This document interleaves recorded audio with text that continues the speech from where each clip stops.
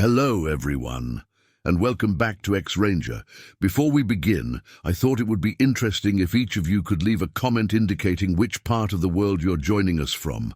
Also, don't forget to like and subscribe if you're enjoying the episodes. Now let's get comfortable, relax, and start our program.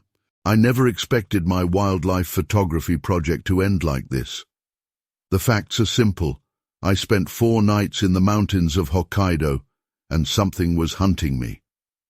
I'm Akiko Tanaka, wildlife photographer, and this is what happened in October 2023. Day 1 started normally. I parked my pickup truck at the trailhead near Mount Asahi.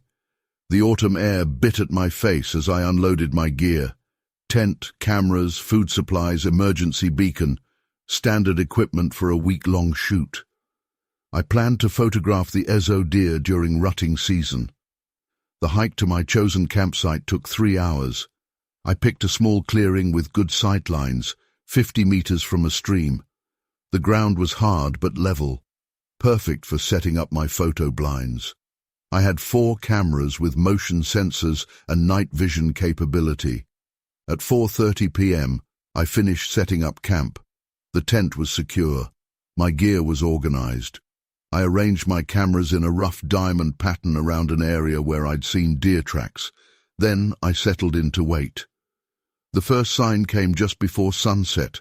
I heard branches snap about 100 meters east of my position, too heavy for a deer, much too heavy.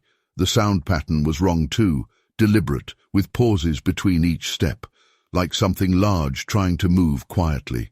I checked my camera feeds. Nothing on screens 1 through 3. Camera 4 showed movement, just a blur of dark fur, too big for a bear. The image quality was poor, like something was interfering with the sensor. Then the feed cut out completely. My hands shook as I rewound the footage. The blur appeared for exactly 2.3 seconds. Height estimate based on the reference markers, at least 2.5 meters. Weight estimate, impossible to determine accurately, but massive. The movement was smooth, controlled, bipedal. Night fell. The temperature dropped to 3 degrees C. I stayed in my tent, listening. No more branches breaking. Just silence. Complete silence. No birds, no small animals, nothing. At 2:13 a.m., something circled my tent. The footsteps were heavy, but precise. Snow crunched under its weight. I could smell a musty, wet fur odor. My heart pounded so hard I could barely breathe. I grabbed my satellite phone. No signal. The walking continued for 47 minutes. Always the same pattern. 3 steps, pause, 3 steps, pause. Never touching the tent, but never more than 2 meters away. I lay absolutely still, clutching my hunting knife. The canvas walls felt absurdly thin. Dawn came. The footsteps had stopped around 4 a.m. I waited until full light before unzipping the tent. The snow around my campsite showed the tracks clearly. They formed a perfect circle, 2 meters out from my tent. Each print was 45 centimeters long. I photographed the tracks with my backup camera, measured them, took samples. The prints showed 5 toes, with claw marks at each tip. The stride length was 1.8 meters. The depth and compression patterns indicated a weight of at least 200 kilograms. Day 2. I considered packing up and leaving. Professional pride stopped me. I'd spent 6 months planning this shoot. The tracks were fascinating. If I could get clear footage, it would be revolutionary. I decided to stay, but changed my setup. I moved 2 cameras higher into the trees, angled down, set up motion-triggered floodlights, laid out ground sensors in a grid pattern, sealed all my food in airtight containers and hung them from branches. Standard bear precautions, even though I knew this wasn't a bear. The second night started quietly. At 11:42 p.m., my first ground sensor triggered, then the second, then the third. The pattern showed something moving methodically through my sensor grid, testing each one. The floodlights remained dark. The cameras showed nothing. The footsteps started again at 1:15 a.m. Closer this time. The smell was stronger, wet fur and something else, something like copper and rot. The thing scraped against my tent's support ropes, testing them. I heard deep breathing, like a large animal scenting the air. My hands were numb from gripping the knife. Sweat soaked my sleeping bag despite the cold. The thing spent 3 hours exploring my camp's perimeter. Sometimes it walked, sometimes it crawled. I heard its joints crack as it moved. Morning revealed new tracks. These showed it switching between bipedal and quadrupedal movement. The quadrupedal prints were deeper, with clear knuckle marks. Around my cameras, I found fur caught on the bark. Coarse, dark fur, unlike anything I'd seen before. Day 3. Fear warred with curiosity. I checked my cameras obsessively. 2 had failed completely. 1 showed only static. The 4th captured a series of distorted images. A tall shape moving between trees, long arms, pointed ears. The images grew progressively more corrupted until the camera died. I spent the afternoon stripping my dead cameras. Every circuit board showed the same damage pattern. Fine scratches across the chips, like they'd been raked with needles. The memory cards were physically warped, as if exposed to intense magnetic fields. The 3rd night was the worst. It started at sunset. The thing dropped any pretense of stealth. It ran circles around my camp, moving faster than anything that size should move. The impacts shook the ground. My remaining camera's feed showed only snow and darkness. The noises changed around midnight. Scraping sounds came from above. It was in the trees. Branches cracked under its weight. Sap dripped onto my tent. The smell was overwhelming. My thermal scanner's screen flickered and died. At 2:27 a.m., it landed beside my tent. The impact sprayed snow against the canvas. It pressed against the wall. I felt its weight, saw its shadow through the fabric. For 9 minutes it stayed there, breathing, just breathing. Then it screamed. The sound started as a low growl, built to a roar, then shifted into something that almost mimicked human speech. Almost, but wrong. The pitch was too low, the consonants too sharp. It lasted 32 seconds. Then silence again. I didn't sleep. Couldn't sleep. I watched the tent walls, tracked the thing's movement by sound and shadow. It stayed close until dawn, always just out of clear sight, always moving, always watching. The morning showed the destruction, deep gouges in the trees, up to 4 meters high, branches torn down, my sensor grid shattered. The hanging food containers were gone, leaving only torn ropes. The snow was churned to mud. Day 4. My satellite phone was dead. The battery was full, but it wouldn't power on. The emergency beacon was the same. Every electronic device showed the same damage pattern. Only my mechanical compass still worked. I started packing at sunrise. No more scientific curiosity, no more professional pride. I needed to leave. The thing had escalated each night. I couldn't risk a 4th night. The hike back was tense. Every shadow looked wrong. Every sound seemed to follow me. The forest was still unnaturally quiet. No birds, no squirrels, nothing moving in the underbrush. Just my footsteps and the wind. I reached my truck at 2:13 p.m. The sight stopped me cold. Long scratches ran down both sides, deep enough to expose bare metal. The antenna was bent into a spiral. The hood was dented inward, like something heavy had sat there. The engine started on the 3rd try.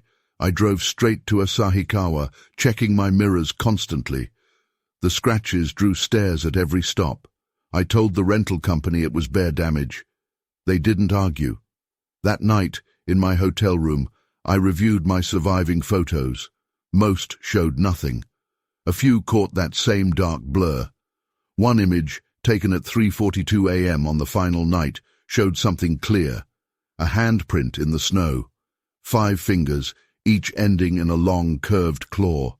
The scale marker showed it was 28 centimeters from palm to fingertip. I submitted my samples for analysis. The fur was inconclusive, mammalian, but no match for known species. The tracks were photographed and cast in plaster, but wildlife officials dismissed them as bare signs, distorted by melting. My cameras were examined by the manufacturer. They couldn't explain the damage. The memory cards were unrecoverable. The sensor damage pattern remained unexplained. I cancelled the rest of my Hokkaido project. Some questions aren't worth answering. Some pictures aren't worth taking. The thing in those mountains didn't want to be photographed. It wanted something else. I still check the news for reports from that area. 3 hikers have gone missing since my encounter. The official explanation is bear attacks. I know better. I know what's hunting in those mountains. The facts are simple. Something followed me for 4 nights. Something destroyed my equipment. Something hunted me. I have the samples, the photos, and the scars on my truck. I don't need more proof than that. Story 2.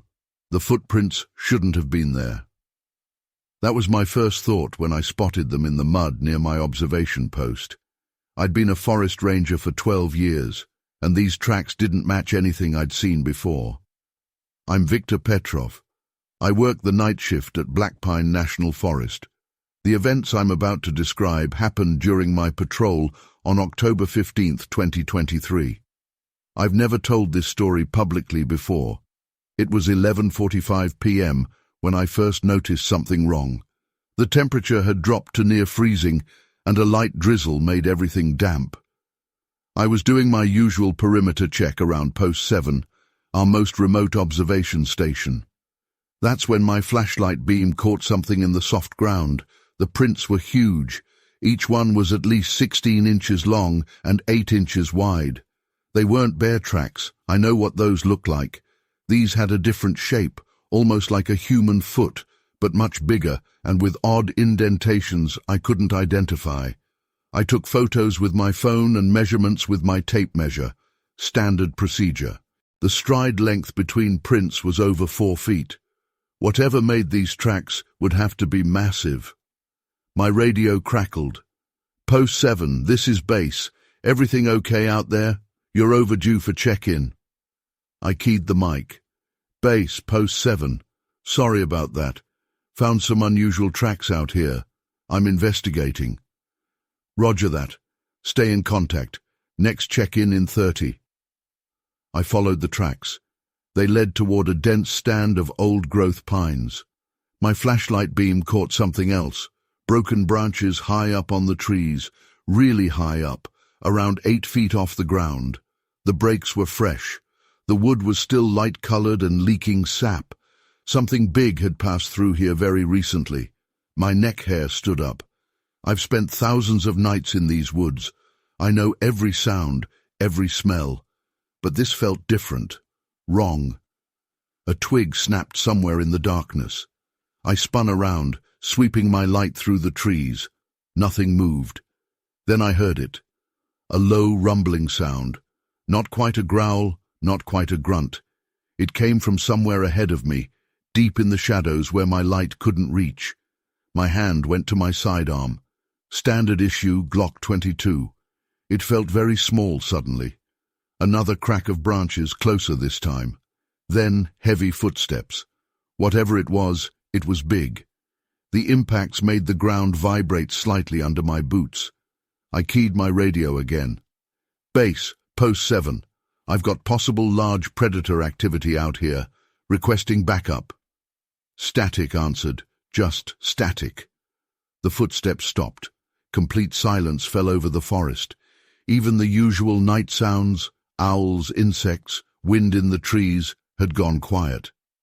My flashlight beam caught movement about 50 yards ahead, just for a second. A dark shape moving between trees. Tall.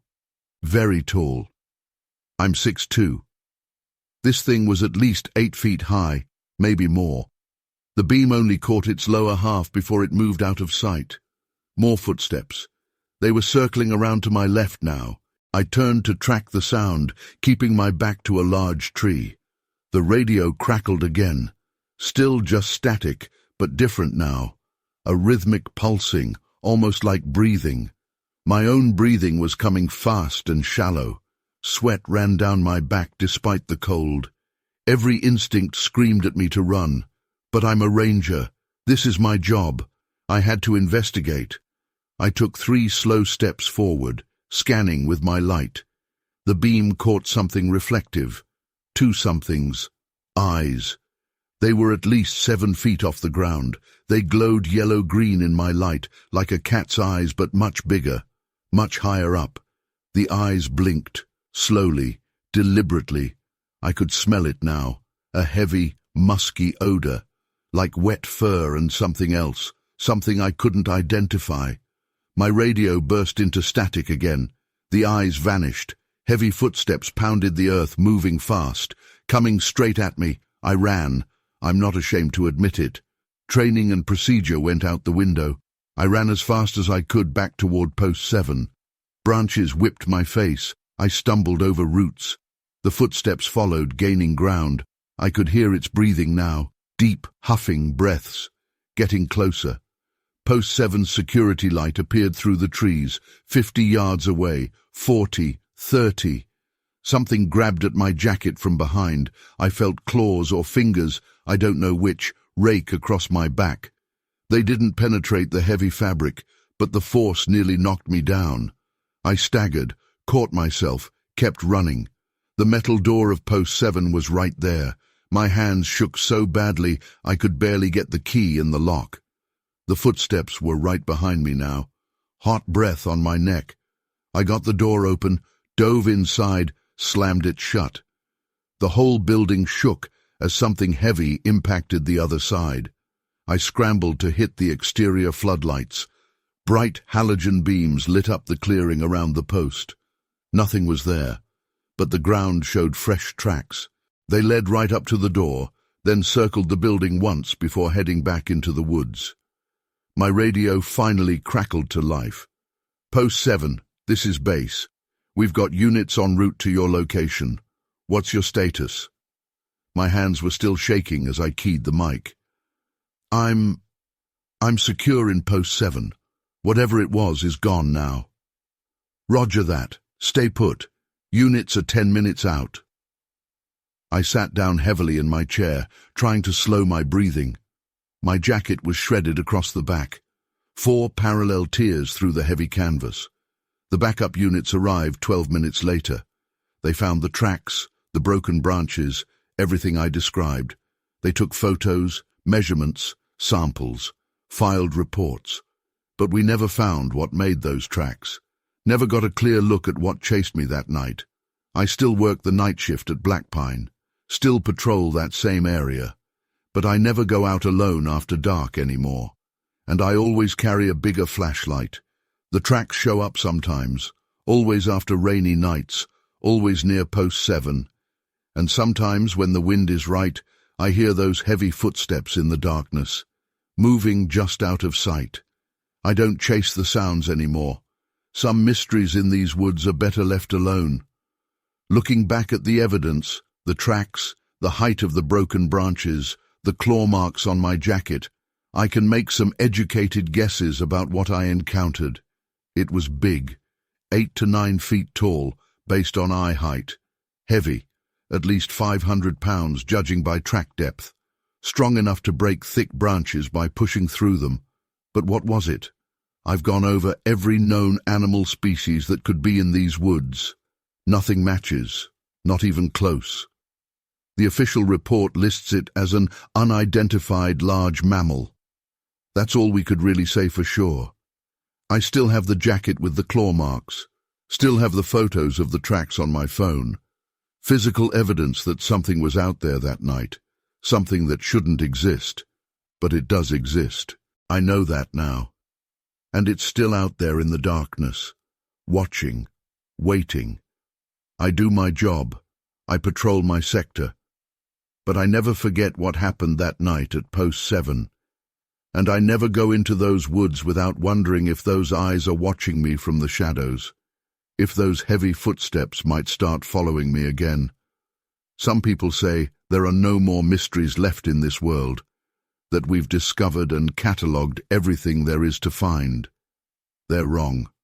There are still things out there in the dark, things we can't explain, things that defy everything we think we know about what's possible.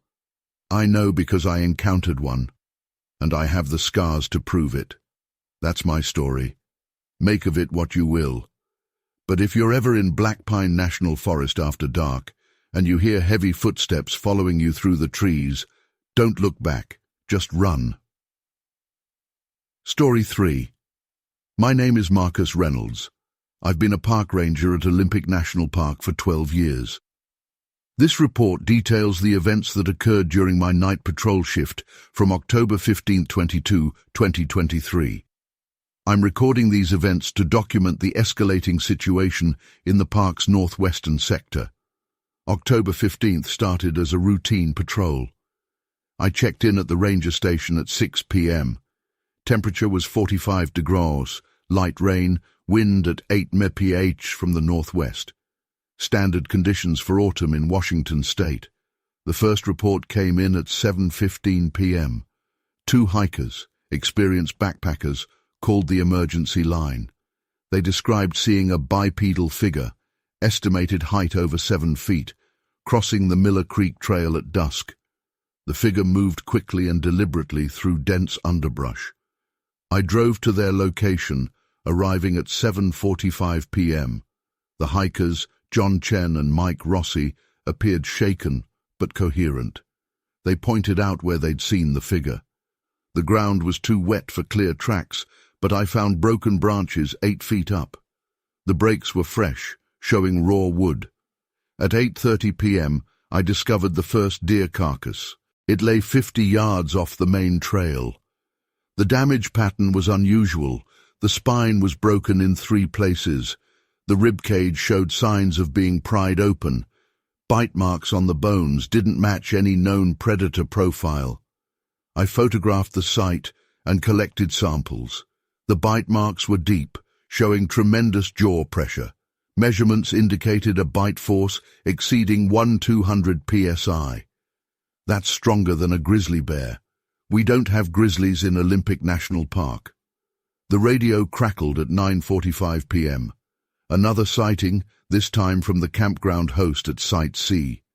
Carol Matthews, host for 6 years, reported movement at the tree line. She described 2 reflective eyes at about 8 feet height. When she shone her flashlight, the eyes were gone. I reached the campground at 10:15 p.m. Carol showed me where she'd seen the eyes. The ground was disturbed, large impressions in the mud, roughly 18 inches long, 5 toes, clear claw marks at the tips. The stride length between prints was 6 feet. During my examination of the prints, all ambient noise stopped. No crickets, no owls. Even the wind seemed to die. The silence lasted exactly 7 minutes. I checked my watch twice. Then a deep rumbling sound came from the forest. Not quite a growl, not quite human. October 16th. I submitted the carcass samples to our wildlife pathologist, Dr. Sarah Wilson. Her preliminary report raised concerns. The bite pattern suggested an omnivorous predator with dentition unlike any known species. The force required to break the deer's spine exceeded known wildlife capabilities. That evening, 3 separate hiking groups reported similar sightings. Each described a tall, bipedal figure moving with purpose through the forest. Each sighting occurred near dusk. Each location was progressively closer to the area where illegal mining activity had been reported. I patrolled the suspected mining site at 8 p.m. Found evidence of recent activity, disturbed soil, tool marks, plastic waste. Also found more tracks. These were clearer than the previous ones. The creature had walked through freshly disturbed earth, leaving perfect impressions. The tracks told a story. The creature had circled the mining site 3 times, always staying just inside the tree line. It had stopped at each piece of equipment, examined it. One excavator showed deep scratches in its metal housing. The marks were fresh. At 9:30 p.m., I heard trees breaking, not falling naturally, being pushed down. The sound came from a quarter-mile north. I followed it, found 4 trees, each about 8 inches in diameter, snapped at the 7-foot mark. The brakes were clean, showing massive force applied from a single direction. The smell hit me first, wet fur and something else, something chemical, like battery acid. Movement flickered at the edge of my flashlight beam. Something large circled my position. My radio emitted static, then died. The battery was dead. It had been fully charged. I heard breathing, heavy, controlled breathing from something much larger than a bear. It moved deliberately, stepping over branches instead of breaking them. Smart, careful, hunting. For 23 minutes, it stalked around me.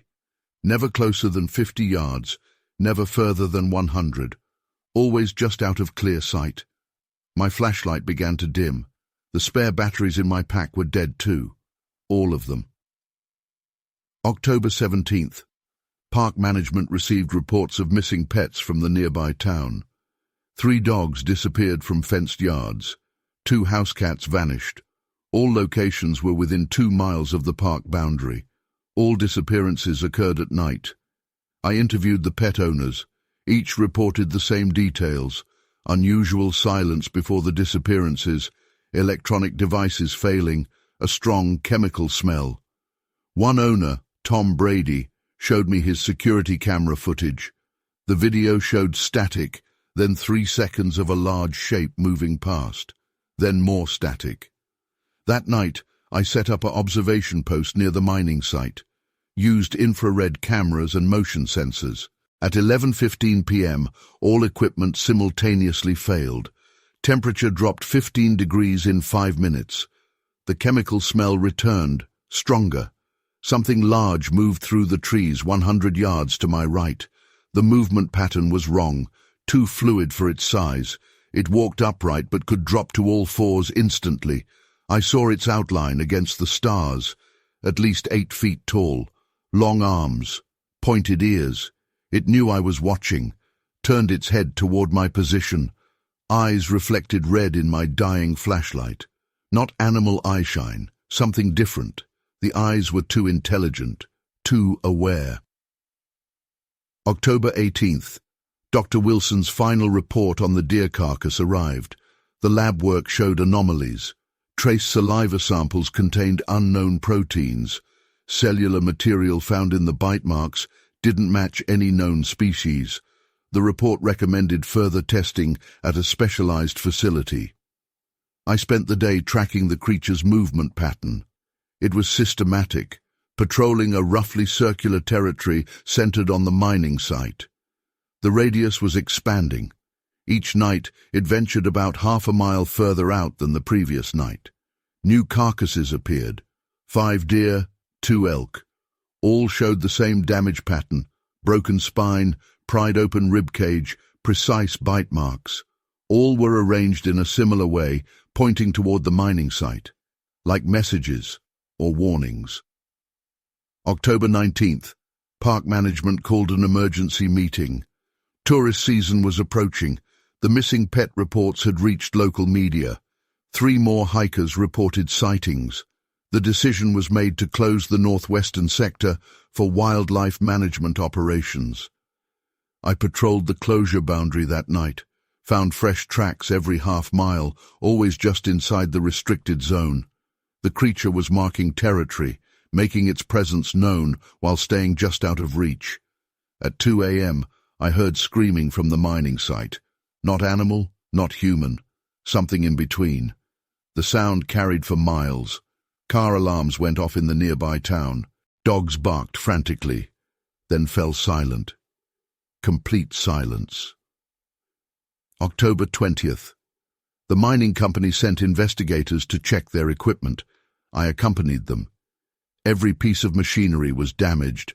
Metal panels showed huge dents and claw marks. Electrical systems were fried. The damage pattern matched the failed equipment from my earlier encounters. The investigators were skeptical until sunset. Then the sounds started. Heavy footsteps, breaking branches, that same chemical smell. They left quickly. Their report cited Unknown technical issues and vandalism. They didn't mention the eyes watching from the tree line. October 21st. More tracks appeared, this time leading to the mining company's base camp. The site was destroyed. Tents were shredded. Equipment was scattered across 100 yards. The ground showed signs of a methodical search, like the creature was looking for something specific. I followed the tracks back to their source. They led to a cave opening that wasn't on any park map. The entrance showed signs of recent mining activity. Inside, I found broken mining equipment and fresh claw marks in solid rock. Testing of water samples from the cave showed high levels of unusual minerals. The mining operation had been illegal, extracting rare earth elements. The activity had disturbed something that had been dormant until the mining began.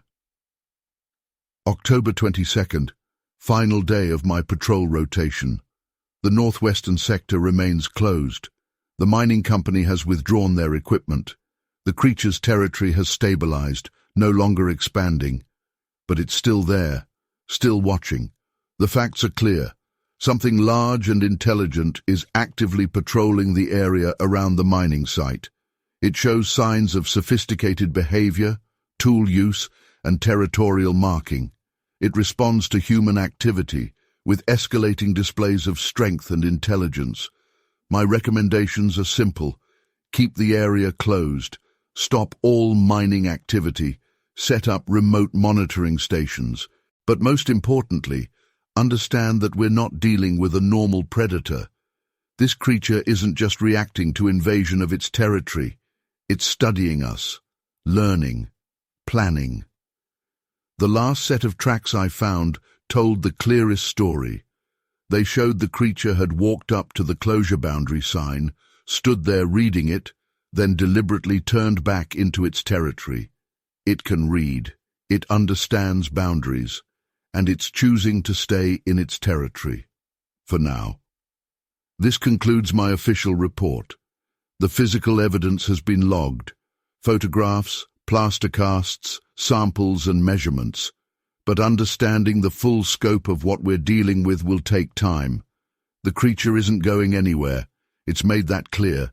This is its home now. End report. Marcus Reynolds Park Ranger, Olympic National Park. October 23, 2023. Story 4. I deleted most of the photos from that day. But I kept one. It's not clear, just a dark shape between the trees. But it's proof of what I saw. My name is Yuki Tanaka. I'm a wildlife photographer specializing in large mammals. I've tracked and photographed everything from grizzlies in Alaska to tigers in Siberia. But nothing prepared me for what I encountered in the Olympic Mountains last September. I'd been camping in the backcountry for 3 days, following reports of unusual animal activity. Local hunters had found strange tracks and half-eaten elk carcasses. The Park Service wanted documentation of whatever was killing the elk. The morning started normally. I packed my gear, Canon EOS R5, 100-500mm telephoto lens, tripod, emergency beacon, bear spray, standard equipment for wildlife work.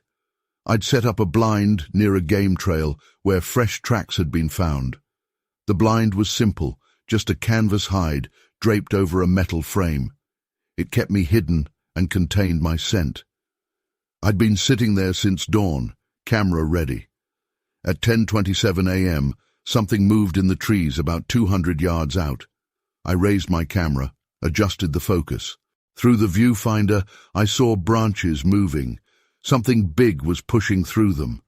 My first thought was bear, but the movement was wrong. Whatever it was walking upright, bipedal. I started shooting. The auto drive on my camera clicked rapidly, capturing frame after frame. Through the lens, I could see a dark shape emerge partially from the trees. It was tall, much taller than a bear standing up. The fur was dark brown, almost black, but it wasn't bear fur. It was longer, more like a primate's hair. The head was wrong too, more conical than a bear's, with a pronounced brow ridge. And the arms, they hung down almost to the knees, ending in massive hands. I kept shooting. My hands were shaking, but the image stabilization helped.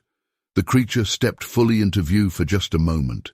It was at least 8 feet tall, muscular build, broad shoulders.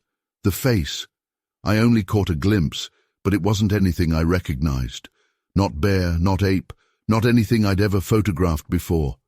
It turned its head, looked directly at my blind. I stopped breathing. My finger froze on the shutter button. Those eyes, they were dark, intelligent, aware. It knew I was there. The creature stepped back into the trees, disappeared from view. I waited, barely breathing, camera still raised. Nothing moved, no sound except the wind in the trees. I checked the time. 10:33 a.m. The whole encounter had lasted less than 6 minutes. I reviewed the photos on my camera's screen. Dozens of shots, most just blurry movement. But a few showed something. That dark shape, those eyes. The wind shifted. A new smell hit me, heavy, musky, like wet fur but worse. Much stronger than any bear scent I'd encountered. A branch snapped behind my blind. I whirled around, camera forgotten. Nothing there. But another crack came from my left, then my right. It was circling me. My heart pounded against my ribs. Sweat soaked through my shirt despite the cool air. Every instinct screamed danger. I had to move. The blind wasn't safe anymore. I grabbed my backpack, left the tripod. Getting out was more important than equipment now. The game trail led back toward my base camp, about 2 miles away. I started walking, trying to move quickly but quietly. More branches cracked in the woods around me, always just out of sight. It was herding me. I've photographed predators for 15 years. I know hunting behavior when I see it. This thing was shepherding me exactly where it wanted me to go. My sat phone was in my jacket pocket. I pulled it out without looking, kept walking. Tried to dial emergency services. No signal. The sounds were getting closer. Heavy footsteps now, moving through the underbrush. Still staying just out of sight, but closing in. A low grunt came from somewhere to my left. Not a bear sound, not any animal sound I'd ever heard. I walked faster, then jogged, then ran. The footsteps behind me sped up too, matching my pace exactly. Twigs and branches snapped under heavy feet. I could hear its breathing now. Deep, rhythmic huffs. Getting closer. A fallen tree blocked the trail ahead. I scrambled over it, snagging my jacket, ripped free and kept running. The breathing was right behind me now, hot air on the back of my neck. I yanked the bear spray from my belt, spun around while backing away. Nothing there, just trees and shadows. But the footsteps continued, circling around to my right now, still invisible, but so close I could hear the leaves crunching under each step. My back hit a tree. I pressed against it, bear spray raised, turning to track the sounds. A deep growl came from directly above me. I looked up. It was clinging to the trunk above my head, looking down at me. The face was only feet from mine. Those same intelligent eyes from before, but now I could see the rest. The heavy brow, the wide mouth, the teeth. I sprayed. The bear spray released with a loud hiss. The creature roared, a sound so loud it hurt my ears, and dropped from the tree. I ran, dropped the bear spray, dropped my backpack, dropped everything except my camera. Just ran as fast as I could. The roaring continued behind me, then the sound of something massive crashing through the undergrowth. Following. I found out later I ran over 3 miles. My fitness tracker recorded it. I don't remember most of it. Just running, branches whipping my face, lungs burning, that heavy breathing always behind me. I burst out of the woods into the parking area where I'd left my car, nearly collided with a park ranger's truck. The ranger jumped out. "Mom, are you all right?" I couldn't speak, just pointed back at the trees, gasping for air. He grabbed his rifle, called for backup. They searched the area. Found my backpack, the bear spray, clear tracks in the dirt. but they never found what chased me. I filed a report, showed them the photos. Most were too blurry to make out anything definite, just that one clear shot of the dark shape between the trees. The official report called it an unidentified large mammal. The rangers suggested it might have been a bear despite my description, but I know what I saw. I've photographed bears, tigers, every large predator on 3 continents. This was something else, something that hunted differently, thought differently. I went back a week later with a ranger escort to retrieve my blind and tripod. They were gone. No trace of them anywhere. But we found something else. High up on a tree near where my blind had been, my memory card was wedged into the bark. The one from my camera that had all the clearest photos. It was crushed, deliberately destroyed. That's when I knew for sure. This wasn't just an animal. Whatever I encountered out there was intelligent enough to understand what photos meant, smart enough to want to destroy evidence. I still do wildlife photography, but I don't work alone anymore, and I never set up blinds in deep forest. The one photo I kept, the blurry one, I look at it sometimes. Most people wouldn't see anything in it except shadows and trees, but I know what's there. I remember those eyes, that face. There are things in our forests that we haven't discovered yet, things that don't want to be found. I found one, or rather, it found me, and it let me keep just enough evidence to make me question everything I thought I knew about what lives in our wilderness. But not enough to prove anything. I think that was deliberate too. Story 5. My name is Elena Reyes. I'm a professional tracker with 15 years of experience in predator behavior analysis. This is my account of the investigation into a series of unusual cattle deaths in Colorado's San Luis Valley from November 2023 to January 2024. The first call came from the Martinez Ranch on November 12th. They'd lost 3 cattle in one night. No ordinary predator pattern. The fence lines weren't broken. The guard dogs were found hiding in their kennels. The remaining cattle showed extreme agitation. I arrived at sunrise on November 13th. Temperature was 28 degrees Celsius, 6 inches of fresh snow on the ground, perfect tracking conditions. The kill sites were clean, too clean, no blood spray, no signs of struggle, just 3 dead cattle, each weighing around 200 pounds, arranged in a triangle pattern. The wounds didn't match known predator profiles. Each cow showed precise cuts along the rib cage. The organs were removed with almost surgical precision. The spinal cord was severed at exact intervals. The muscle tissue showed no signs of feeding or scavenging. I took measurements and photos, collected tissue samples, found the first tracks 50 yards from the kill sites. They were bipedal, length 16 inches, width 8 inches, 5 toes with prominent claw marks, stride length 6 feet. The prints showed clear pressure points, indicating a weight transfer pattern similar to human walking, but the size and depth suggested a creature weighing at least 400 pounds. The Martinez's guard dogs wouldn't go near the tracks. These were trained livestock guardians, German shepherds and Caucasian shepherds. They'd fought off bears and mountain lions before. Now they whimpered and backed away when brought near the site. The snow preserved the creature's movement pattern. It had approached from the north, staying close to the tree line. The tracks showed it had stopped several times to observe the cattle. No hesitation marks around the kills. No signs of chase. It had simply walked up to each cow and taken them down instantly. I followed the tracks north. They led into dense forest for 2 miles, then vanished at a rock face.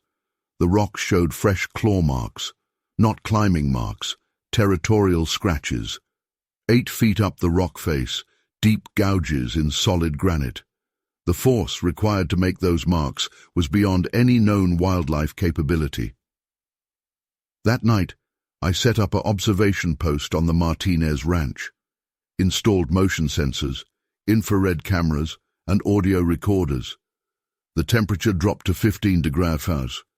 Around 2 a.m., the guard dog started whining. A strong smell hit me, like rotting meat mixed with ozone. All my electronic equipment died simultaneously. Not battery failure. Complete electrical shutdown. Even my backup gear stopped working. The smell got stronger. Heavy footsteps approached from the north, the same direction as the previous attack. I heard breathing. Deep, controlled breaths from something very large. It moved with deliberate steps, each footfall precisely placed.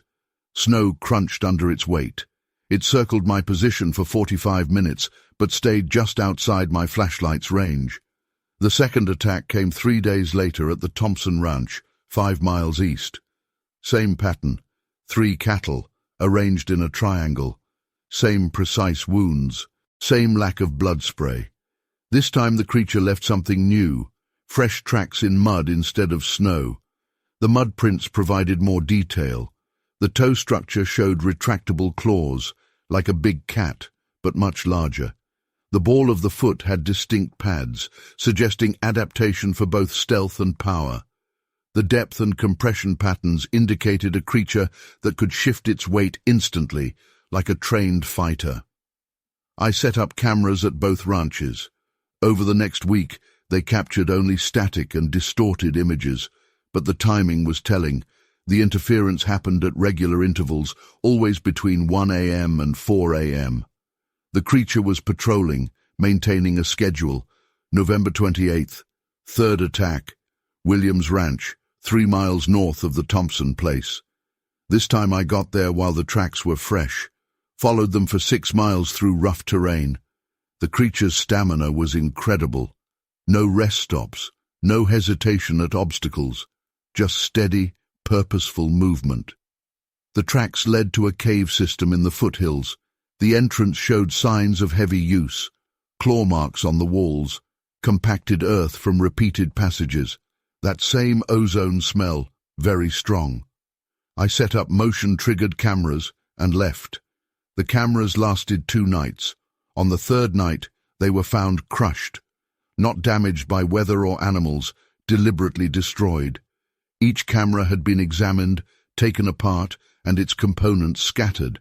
The memory cards were shredded with surgical precision. December brought more attacks. The pattern expanded. The creature hit ranches further out, always in groups of 3 cattle, always the same triangle arrangement, always the same precise wounds. Local authorities blamed it on bears or mountain lions. The tracks told a different story. I interviewed every rancher in the affected area. They all reported the same details: electronics failing before attacks, guard dogs refusing to patrol, that distinctive ozone smell. One rancher, Bill Cooper, described seeing a large shape moving through his pasture. Estimated height, 8 feet. Estimated weight, 400–500 pounds. It moved like a person, but wasn't human. December 15th.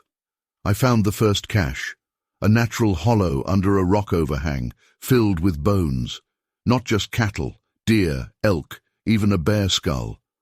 All showed the same precise cutting marks. All had been carefully cleaned and arranged. This wasn't just feeding behavior.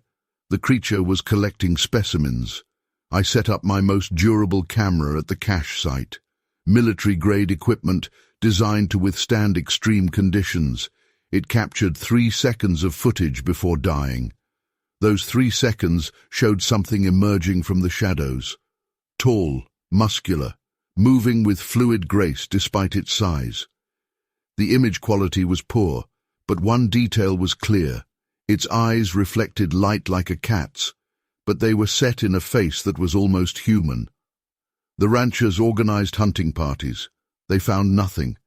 The creature evaded every trap, avoided every ambush. It seemed to know their plans before they executed them. Motion sensors showed it circling their positions just out of sight, studying their tactics. January 2nd. The creature changed its pattern. Instead of killing cattle, it started destroying ranch equipment. ATVs were found flipped over. Tractors showed deep claw marks. Electric fences were torn down. Each incident happened just outside the range of security lights. Each showed signs of deliberate, methodical action. The attacks hit specific targets: communications equipment, vehicles, power systems. The creature wasn't just hunting anymore. It was isolating the ranches, cutting off their connections to the outside. The precision suggested intelligence, planning. January 15th, final cache discovery. This one was different. The bones were arranged in anatomical order, like a museum display. Mixed with the bones were pieces of ranch equipment, radio parts, engine components, electrical wiring. The creature was collecting technology as well as bones, learning, studying. The last track set I found told the clearest story. The creature had walked up to a ranch house window, stood there watching the family inside, then deliberately marked the ground with 5 parallel claw marks. A warning, a boundary line. This was its territory now. My final report to the ranchers was straightforward. Something intelligent and predatory had claimed the valley as its hunting ground. It wasn't just killing for food. It was establishing dominance, demonstrating its capabilities. The precise wounds, the triangle arrangements, the technological interference, all messages, all warnings. The attack stopped in late January, when the ranchers agreed to keep their cattle below certain elevation lines. The creature had negotiated without words, using demonstrated force and clear boundaries. It established its territory and enforced its rules. The physical evidence is extensive: tracks, tissue samples, wound patterns, and destroyed equipment. Labs couldn't identify the DNA in the saliva samples. The claw marks didn't match any known species. The behavioral patterns suggested intelligence at least equal to human level. This wasn't a simple predator case. This was first contact with something new, something that understood technology, recognized patterns, and could plan complex operations. It chose to reveal itself. It chose to establish boundaries. Now it watches and waits from the high country, enforcing the new order it created. I submitted my findings to wildlife authorities. They filed it as unexplained predator activity. The ranchers know better. They respect the boundaries now. They keep their cattle in the lowlands. At night, they listen to the heavy footsteps in the hills and remember who really controls the valley. End of report. Elena Reyes, Wildlife Tracking Specialist, February 1st, 2024. Story 6. The elk carcass wasn't right. I've been hunting these mountains for 25 years. I know what kills look like: bear, cougar, wolf. This was different. I'm Klaus Weber. I'm a professional hunting guide in the North Cascades. What I found last October changed everything I thought I knew about these mountains. It was the second week of elk season.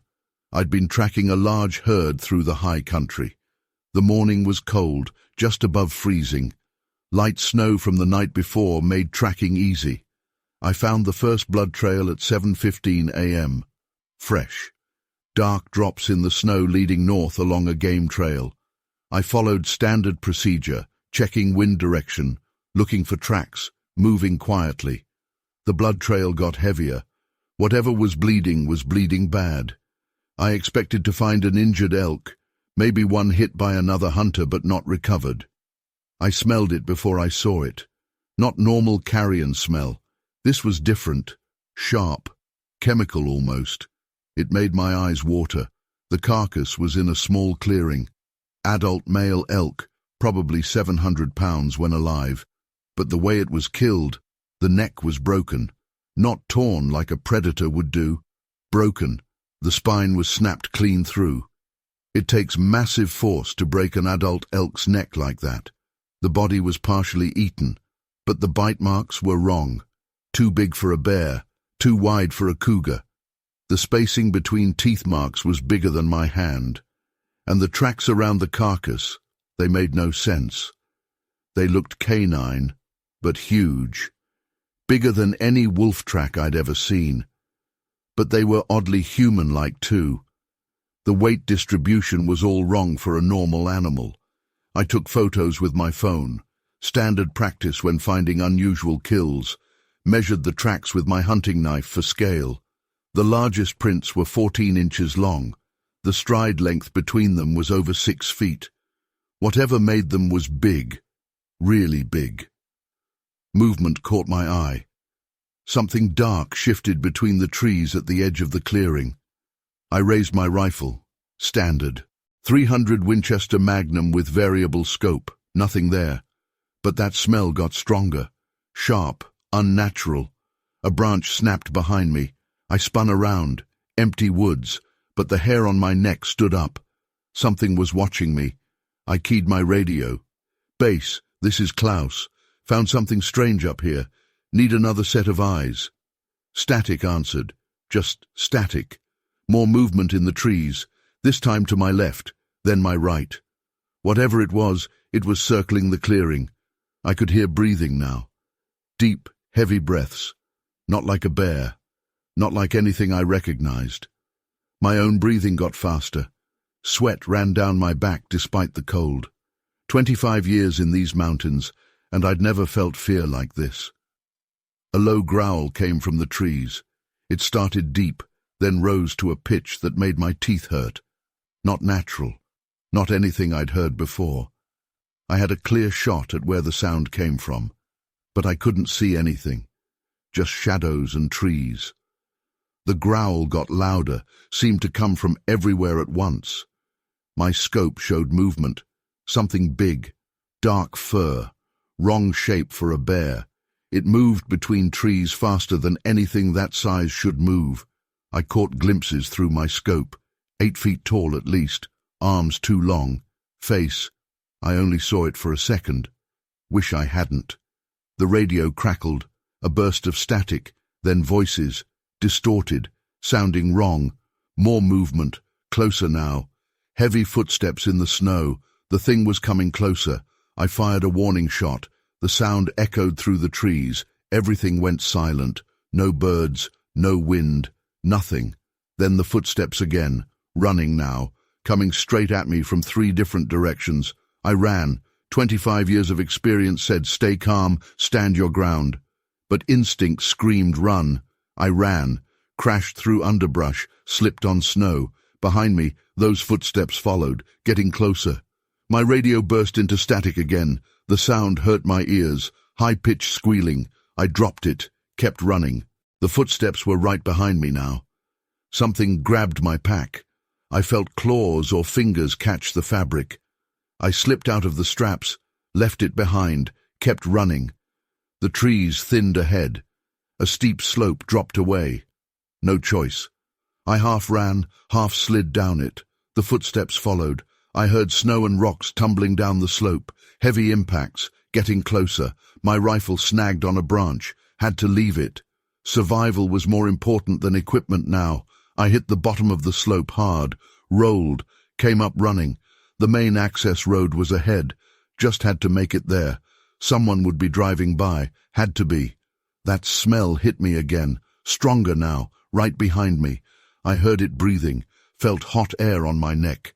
The road appeared through the trees, and there, a Forest Service truck, moving slow, probably checking for hunters. I burst out of the woods, nearly got hit by the truck. The ranger slammed his brakes. "Sir, you okay?" I pointed back at the woods, tried to speak, couldn't get words out. He grabbed his shotgun, called for backup. They searched the area, found my pack, found my rifle. Both had deep claw marks in them, or something like claw marks. They found the elk carcass too, and the tracks. Took photos, measurements, called in wildlife experts. The official report called it an unusual predator kill. Suggested maybe multiple predators were involved. Tried to explain it with known animals. But I know what I saw. Those tracks, that face, the way it hunted. This wasn't any known predator. This was something else. Something that hunts differently, thinks differently. I still guide hunters, still work these mountains. But I never go into the deep woods alone anymore. And I carry a bigger rifle. The tracks show up sometimes, always after snow, always near elk kills. And sometimes when the wind is right, I catch that sharp chemical smell. I don't investigate anymore. Some mysteries are better left alone. The experts say we've discovered all the large predators in North America, that there's nothing unknown left to find. They're wrong. There's something out there in those mountains, something that breaks elk necks with its bare hands, something that runs on two legs but leaves canine tracks, something that hunts humans. I know because I was hunted. I survived. But I saw its face, and I'll never forget what I saw. So I tell this story as a warning. If you're hunting in the deep woods and you find tracks that don't make sense, leave, just leave. Because if you follow those tracks like I did, you might find what made them, and it will find you too. Story 7. I am Dmitry Volkov, professional hunter and guide in the Siberian taiga for 25 years. This is my account of what happened during a hunting expedition in December 2023. 3 experienced hunters went missing. I'm writing this so there's a record of what really occurred. The expedition started normally. 5 clients, all experienced big game hunters from Germany. Our target was Siberian elk. The location was 200 kilometers north of Krasnoyarsk, deep in the taiga. Standard winter conditions, 20 degrees, 1 meter of snow on the ground. Day 1, December 12th. We established base camp near the Podkamenaya Tunguska River. 3 heated tents, satellite phone, emergency beacon. Basic but comfortable. The hunting party consisted of myself, the 5 clients, and 2 local trackers, Ivan and Mikhail. The first sign came that evening. Temperature dropped suddenly to 30 degrees C. All our electronics malfunctioned simultaneously. Satellite phone dead. Emergency beacon dead. Even our backup batteries showed no charge. Then we heard it. A sound like human speech, but wrong. Too deep. Too precise. Ivan found the first tracks at dawn. They circled our camp completely, forming a perfect perimeter 50 meters out. Each print was 45 centimeters long, 5 toes, deep claw marks. The stride length between prints was 2 meters. Whatever made them walked on 2 legs. The tracks showed clear purpose. They stopped at each tent entrance, faced inward for several minutes, then moved on. The creature had studied us while we slept. The snow compression indicated a weight of at least 200 kilograms. No drag marks. Perfect balance. Hans Weber, one of the clients, wanted to follow the tracks. I advised against it. The temperature was still dropping. More tracks appeared throughout the morning, all leading north. Fresh ones. The creature was still nearby, still watching. At noon, we heard trees breaking 2 kilometers north, not falling naturally, being pushed down. The sound pattern was wrong, methodical, deliberate. 3 cracks, pause, 3 cracks, pause, like signals. We found the first body at 2 p.m., an elk, freshly killed. The carcass showed impossible damage. Its spine was snapped in 3 places. The ribcage was peeled open from the front. No bite marks, no claw marks, just precise, almost surgical breaks in the bones. The snow around the carcass told the story. The creature had herded the elk deliberately, driving it toward a specific location. The elk's track showed panic. The creature's track showed only purpose. No wasted movement, no signs of struggle, just efficient killing. That night, the temperature hit 40 degrees. We huddled in the main tent. The generator died at midnight. Then we heard the footsteps, heavy, deliberate, circling the camp again, but closer this time. 20 meters out, then 10, then 5. The creature vocalized again. The sound started as a low growl, shifted to something like speech, then became a series of precise clicks. Ivan said it was mimicking our conversations from earlier, getting the rhythm right, but not the words, learning our patterns. December 13th. Hans and 2 others went hunting despite my warnings. They headed north following fresh elk tracks. I gave them a radio and flare gun. The radio worked for 1 hour. Their last transmission cut off mid-sentence, just static. Mikhail and I followed their trail at noon. The snow made tracking easy. 3 sets of human prints heading north. Then new tracks joined them.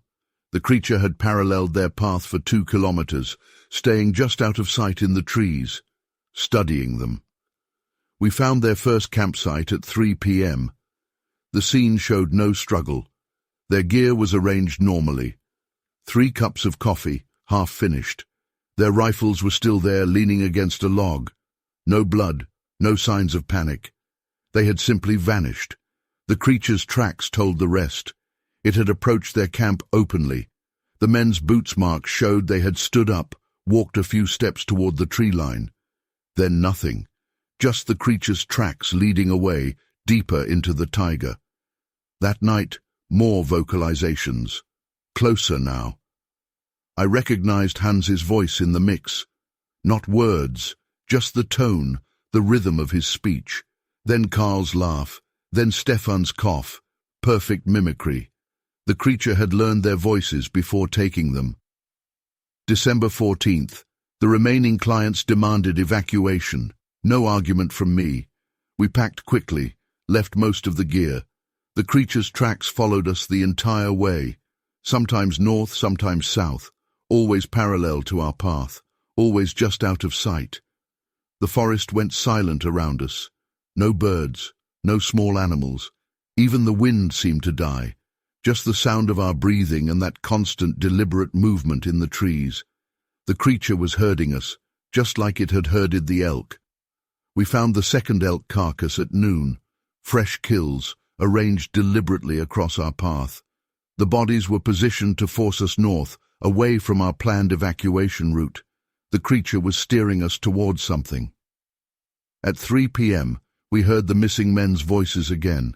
Perfect mimicry, calling for help from the north. Ivan wanted to investigate. I stopped him. The calls were too perfect, too precise, like a recording being played back. Night fell early. 45 degrees now. We made camp in a small clearing, no choice, too cold to keep moving. The creature's tracks circled us before we even finished setting up the tents. 30 meters out, then 20, then 10. It tested our defenses all night, moving branches, scraping trees, making sounds with its victims' voices, never attacking, just probing, learning, analyzing our responses. The temperature kept dropping. Our breath froze in the air. December 15th. Dawn showed fresh tracks everywhere. The creature had spent the night moving constantly, studying us from every angle. The prints were deeper now.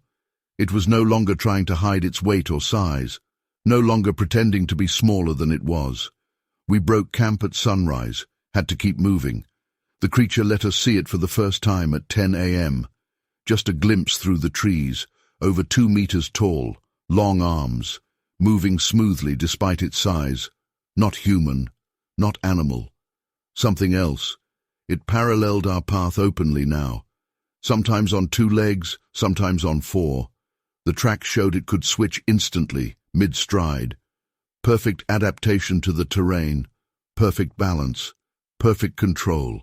It wasn't hunting us, it was escorting us. We heard the helicopter at noon. Rescue team, responding to our missed check-in. The creature vanished. The temperature rose instantly. Our electronics started working again.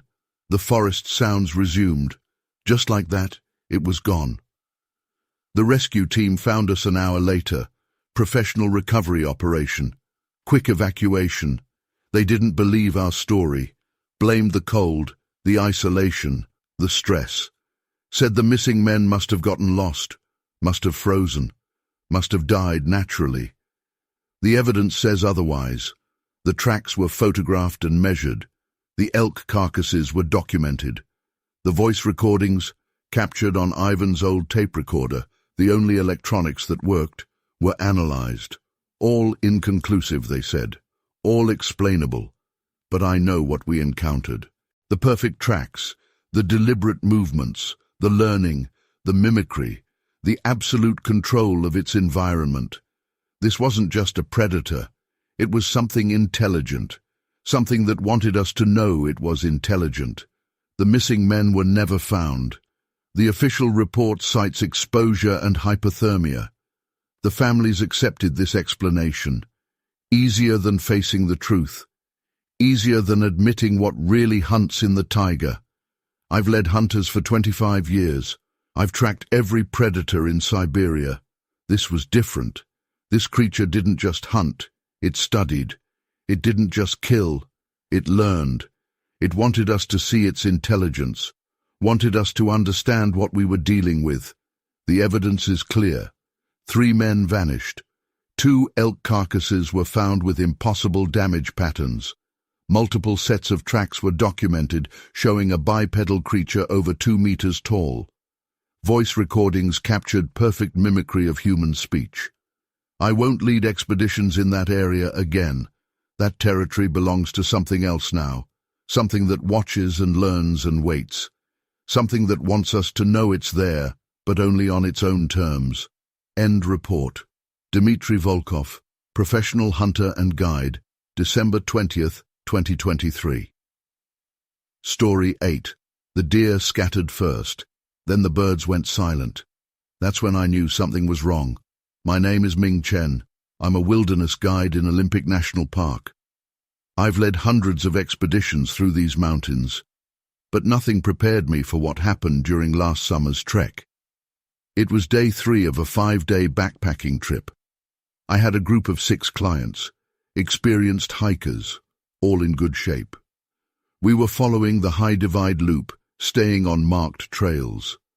The morning started normally. We broke camp at 7 a.m. Weather was clear, temperature around 65 degrees. Perfect hiking conditions. I noticed the first warning sign at 10:30 a.m. A herd of deer burst out of the trees ahead of us, running full speed. Deer often run from predators, but these were different. They were panicking. 10 minutes later, the birds stopped singing. All of them, at once. The forest went completely silent. "What's wrong with the birds?" Sarah, one of my clients, asked. Before I could answer, we found the claw marks. They were fresh, carved deep into a cedar trunk. Not bear marks, I know those well. These were different, larger. The spacing between marks was over 12 inches. I took photos and measurements. Standard procedure when finding unusual signs. More marks appeared on other trees as we hiked, always at the same height, about 8 feet up, always fresh. The silence followed us. No birds, no small animals, nothing. At noon, we stopped for lunch at 7 Lakes Basin. That's when I found the tracks. They were pressed into the mud near the water. Huge prints, larger than any I'd seen before. They looked almost human, but wrong. Too big, too deep. I measured them with my hiking pole. 16 inches long, the stride length between prints was over 5 feet. "Those aren't bear tracks," Tom, another client, said. He was right. A new smell hit us. Sharp, musky, like wet fur but worse. My satellite phone showed no signal. Radio crackled with static. We packed up quickly. I decided to head for the nearest ranger station, 4 miles away. Should have taken 2 hours at most. We didn't make it. The first growl came at 1:15 p.m. Low, deep, vibrating in my chest. Not a bear growl, not a cougar, not anything I recognized.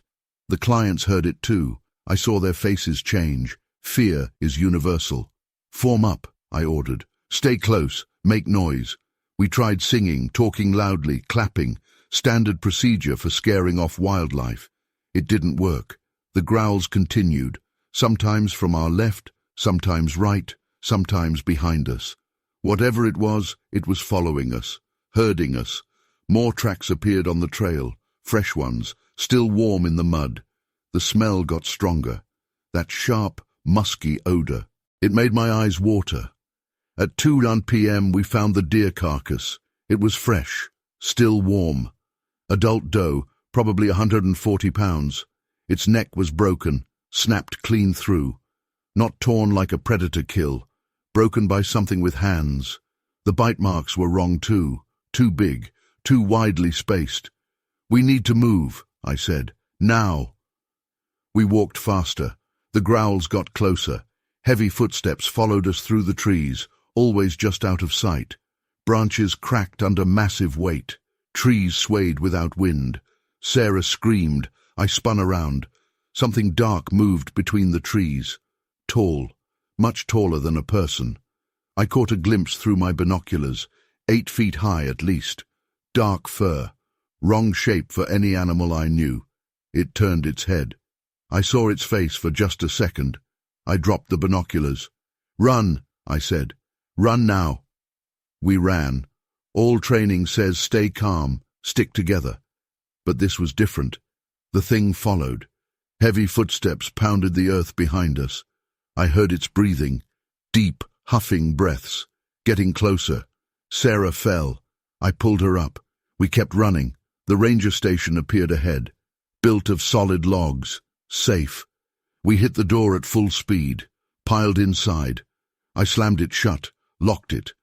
The rangers were surprised to see us. Then they heard it. Something huge circled the station. Heavy footsteps on the porch, deep breathing at the windows. The rangers grabbed their rifles, called for backup. For 2 hours it stayed out there, circling, watching.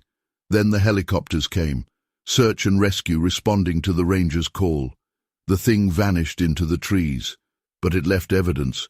Deep claw marks in the porch posts, tracks in the mud, that sharp, musky smell. The official report called it an unidentified wildlife encounter, suggested it might have been multiple animals. But I know what I saw. That face, those eyes. This wasn't any known animal. This was something else, something intelligent. I still guide in Olympic National Park, still lead treks through those mountains, but I never take the High Divide Loop anymore.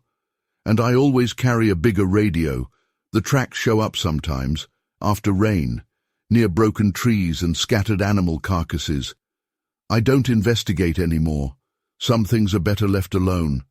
The rangers say they've documented every large animal in these mountains, that there's nothing unknown left to find. They're wrong.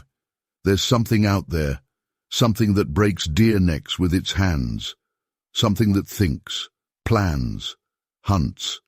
I know because it hunted us. We survived. But I saw its face, and I'll never forget what I saw. So I tell this story as a warning. If you're hiking in the deep wilderness and the birds go silent all at once, leave. Just leave. Because if you stay, like we did, you might find what scared them, and it will find you too. The clients from that trek don't hike anymore. Not in those mountains. Not anywhere. I understand why.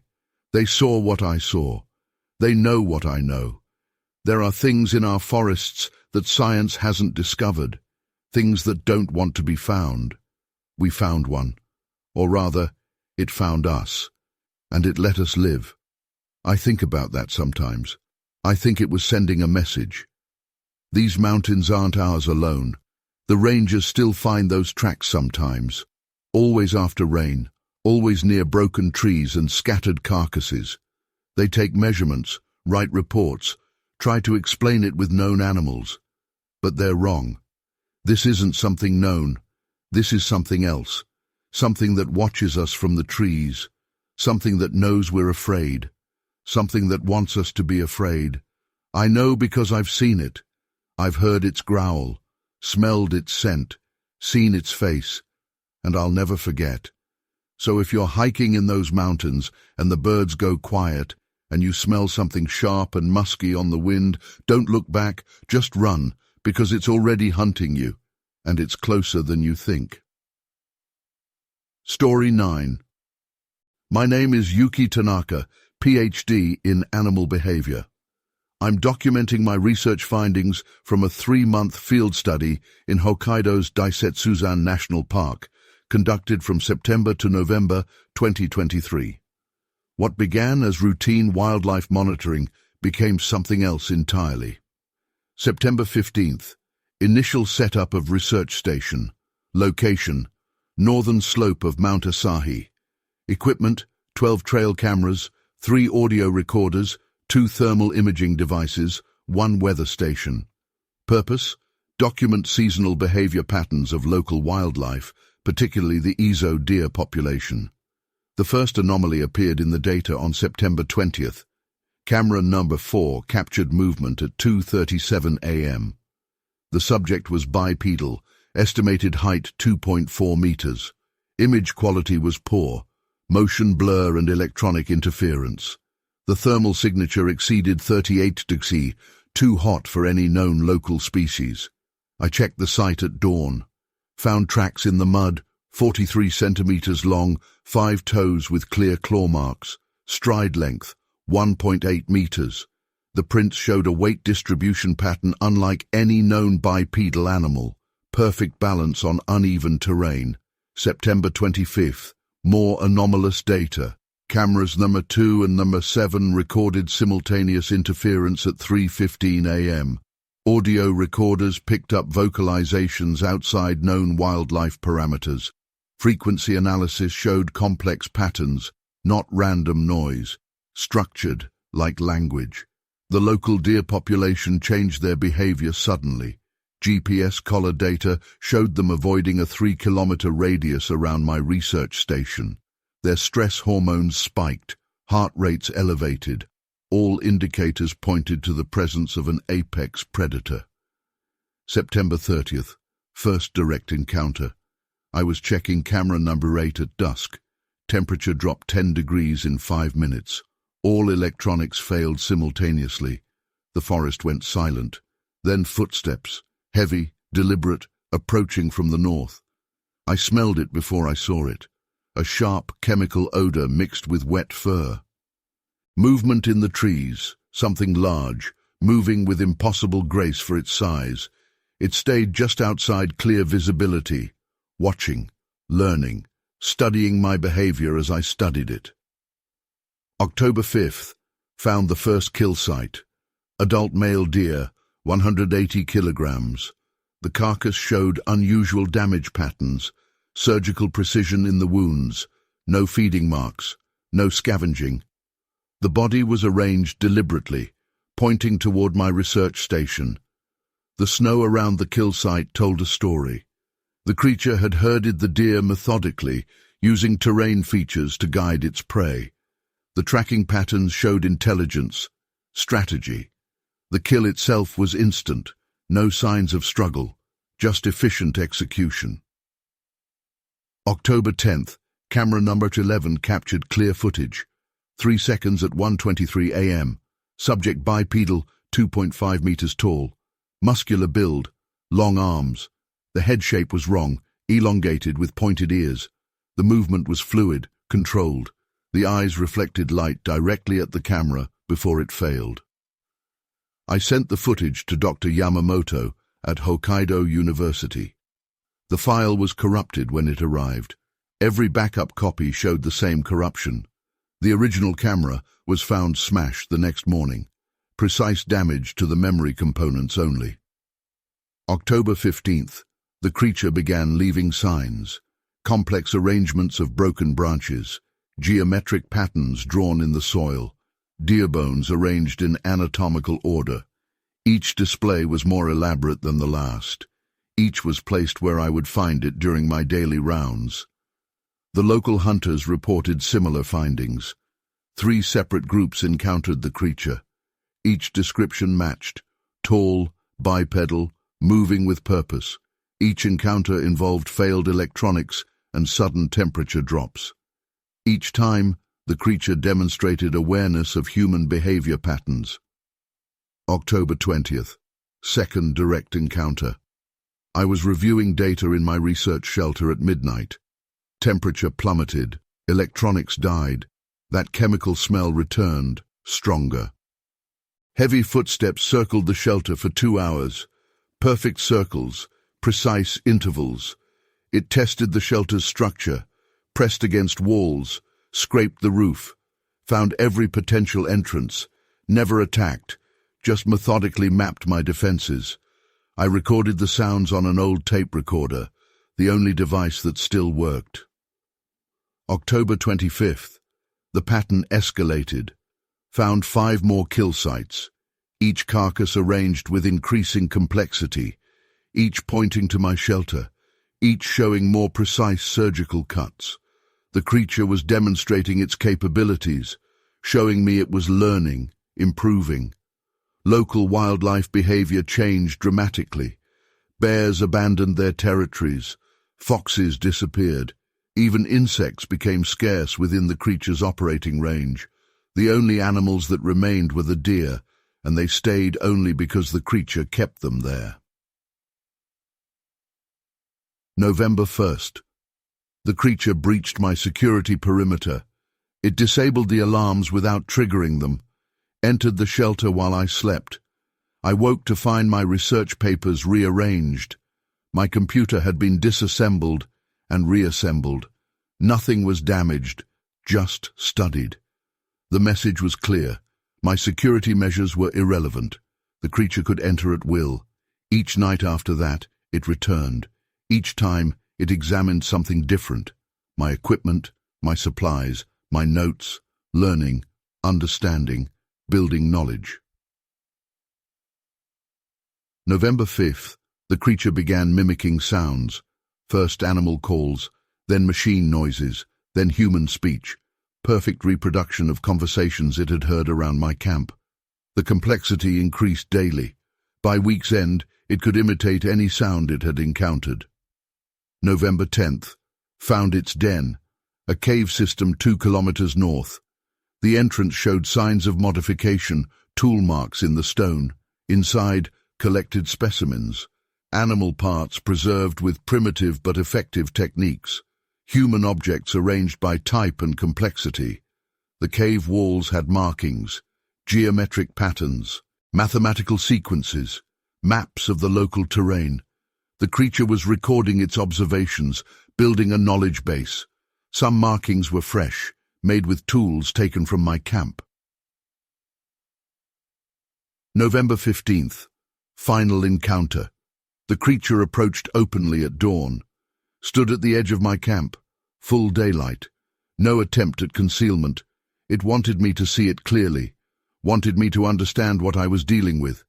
Physical description. 2.5 meters tall. Muscular humanoid form. Long arms with retractable claws. Face showed clear signs of intelligence. Forward-facing eyes. Large cranium. Skin covered in dark fur. Movement showed perfect adaptation to the environment.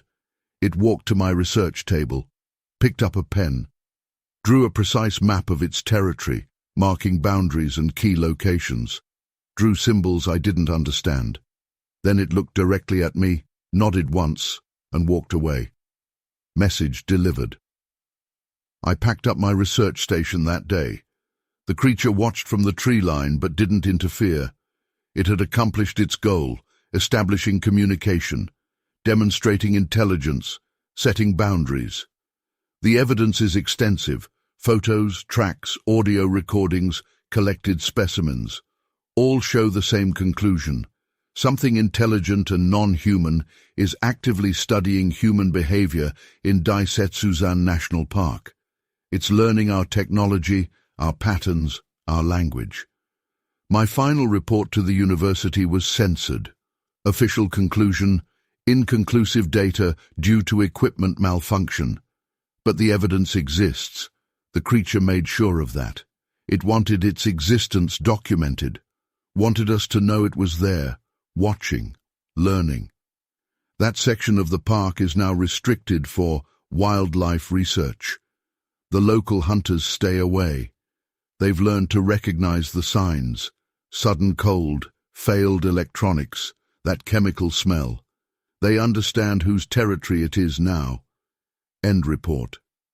Yuki Tanaka, Ph.D. Wildlife Behavior Research, December 1st, 2023. Story 10. The bones were arranged in patterns. That's what caught my attention first.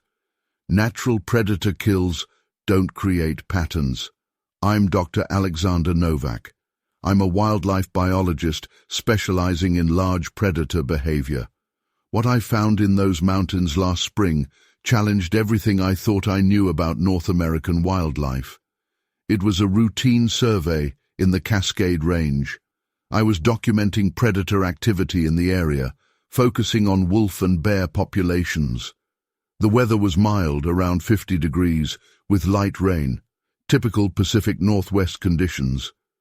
I found the cave entrance at 2:15 p.m. It wasn't on any of my maps. The opening was large, about 10 feet high and 12 feet wide. Fresh claw marks scored the rock around the entrance. Standard procedure is to document new caves and check for wildlife activity. I set up my camera and took initial measurements. The claw marks were unusual, too high and too wide for any known predator in the region. The cave mouth smelled wrong, not the usual damp rock smell. This was sharp, chemical almost. It burned my nose. I switched on my headlamp and entered. The floor sloped down at about 30 degrees. The walls showed more claw marks, all fresh. 50 feet in, I found the first bones. They were arranged in precise lines. Deer bones, elk bones, even some bear skulls. All cleaned completely, all positioned deliberately. I've studied predator dens for 20 years. Predators don't arrange their kills. They don't create patterns. I took photos, collected samples, standard research protocol. The tunnel opened into a larger chamber. My headlamp beam couldn't reach the ceiling. That's where I found the real evidence. Hundreds of bones, thousands maybe, all arranged in concentric circles. The patterns grew more complex toward the center. In the middle was a pile of fresh kills, still bloody, still warm. I recognized deer, elk, a couple of black bears, but the way they were killed was wrong. Their necks were broken cleanly, not torn, not chewed, just snapped. It takes massive force to break a bear's neck, more force than any known predator can generate. I started taking measurements and photos. My hands shook as I worked. The scientific part of my brain documented everything. The human part wanted to run. A deep growl echoed through the cave. I froze. 20 years of field research said stay still, assess the threat. But this growl was different. It vibrated in my chest, made my teeth hurt. My headlamp beam caught movement at the tunnel entrance. Something blocked the light from outside, something big. I swung my light toward it. The beam showed dark fur, long arms, a face that... I dropped my camera.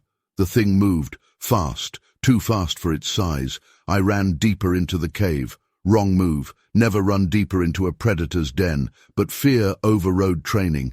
Heavy footsteps followed. The whole cave shook with each impact. Side tunnels branched off. I picked one at random, ran harder. The footsteps followed, getting closer. Hot breath on my neck. My headlamp caught more bones, more patterns. They were everywhere. The tunnel ended in a small chamber, no other exits.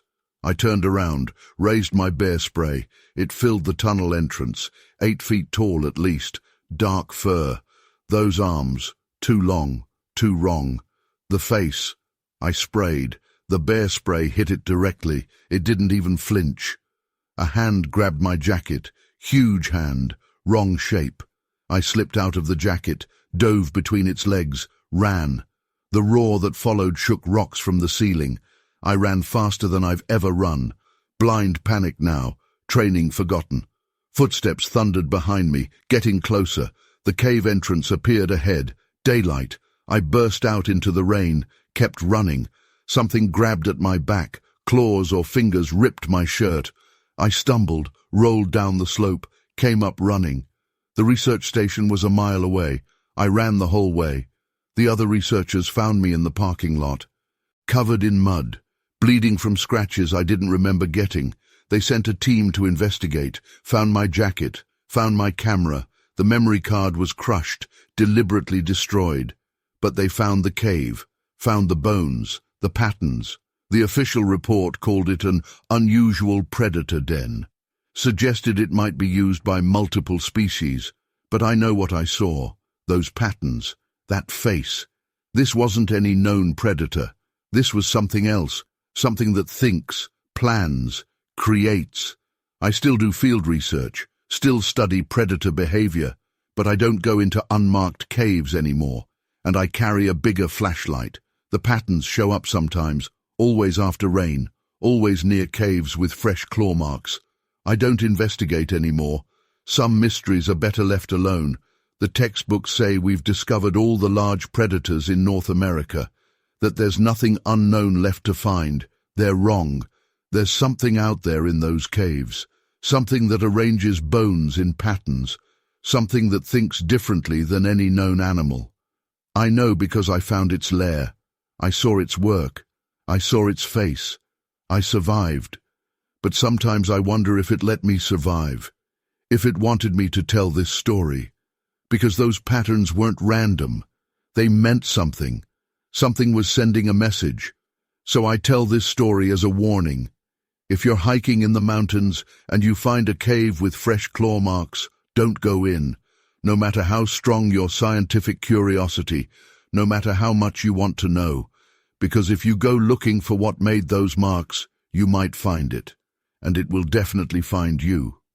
The other researchers still study those bones, take measurements, write papers. They try to explain it with known species, known behavior. But they're wrong. This isn't something known. This is something else. Something that creates patterns with its kills. Something that wants us to see its work. Something that wants us to know it's there. I know because I've seen it. I've been in its lair. I've seen what it can do, and I'll never forget. So if you're exploring those mountains, and you smell something sharp and chemical, and you find bones arranged in patterns, don't investigate, just run, because it's already watching you, and it's deciding whether to add your bones to its collection. Story 11. My name is Hassan Malik. I've been a mountain guide in Morocco's Atlas Mountains for 20 years. This report details the events that occurred during an expedition from December 15, 2023. 3 tourists disappeared. Here's what really happened. December 15th started normally. Weather conditions, clear, 12 degrees Celsius at base elevation, wind 10 km/h from the northwest. The clients were experienced hikers from France, Jean Dupont, Marie Laurent, and Pierre Rousseau. Standard 7-day trek through the high Atlas. Our route followed the traditional shepherd paths between Imlil and Ait Bougmez. First warning sign came at our initial rest stop. The local goat herds had moved their flocks down from the high pastures 2 months early.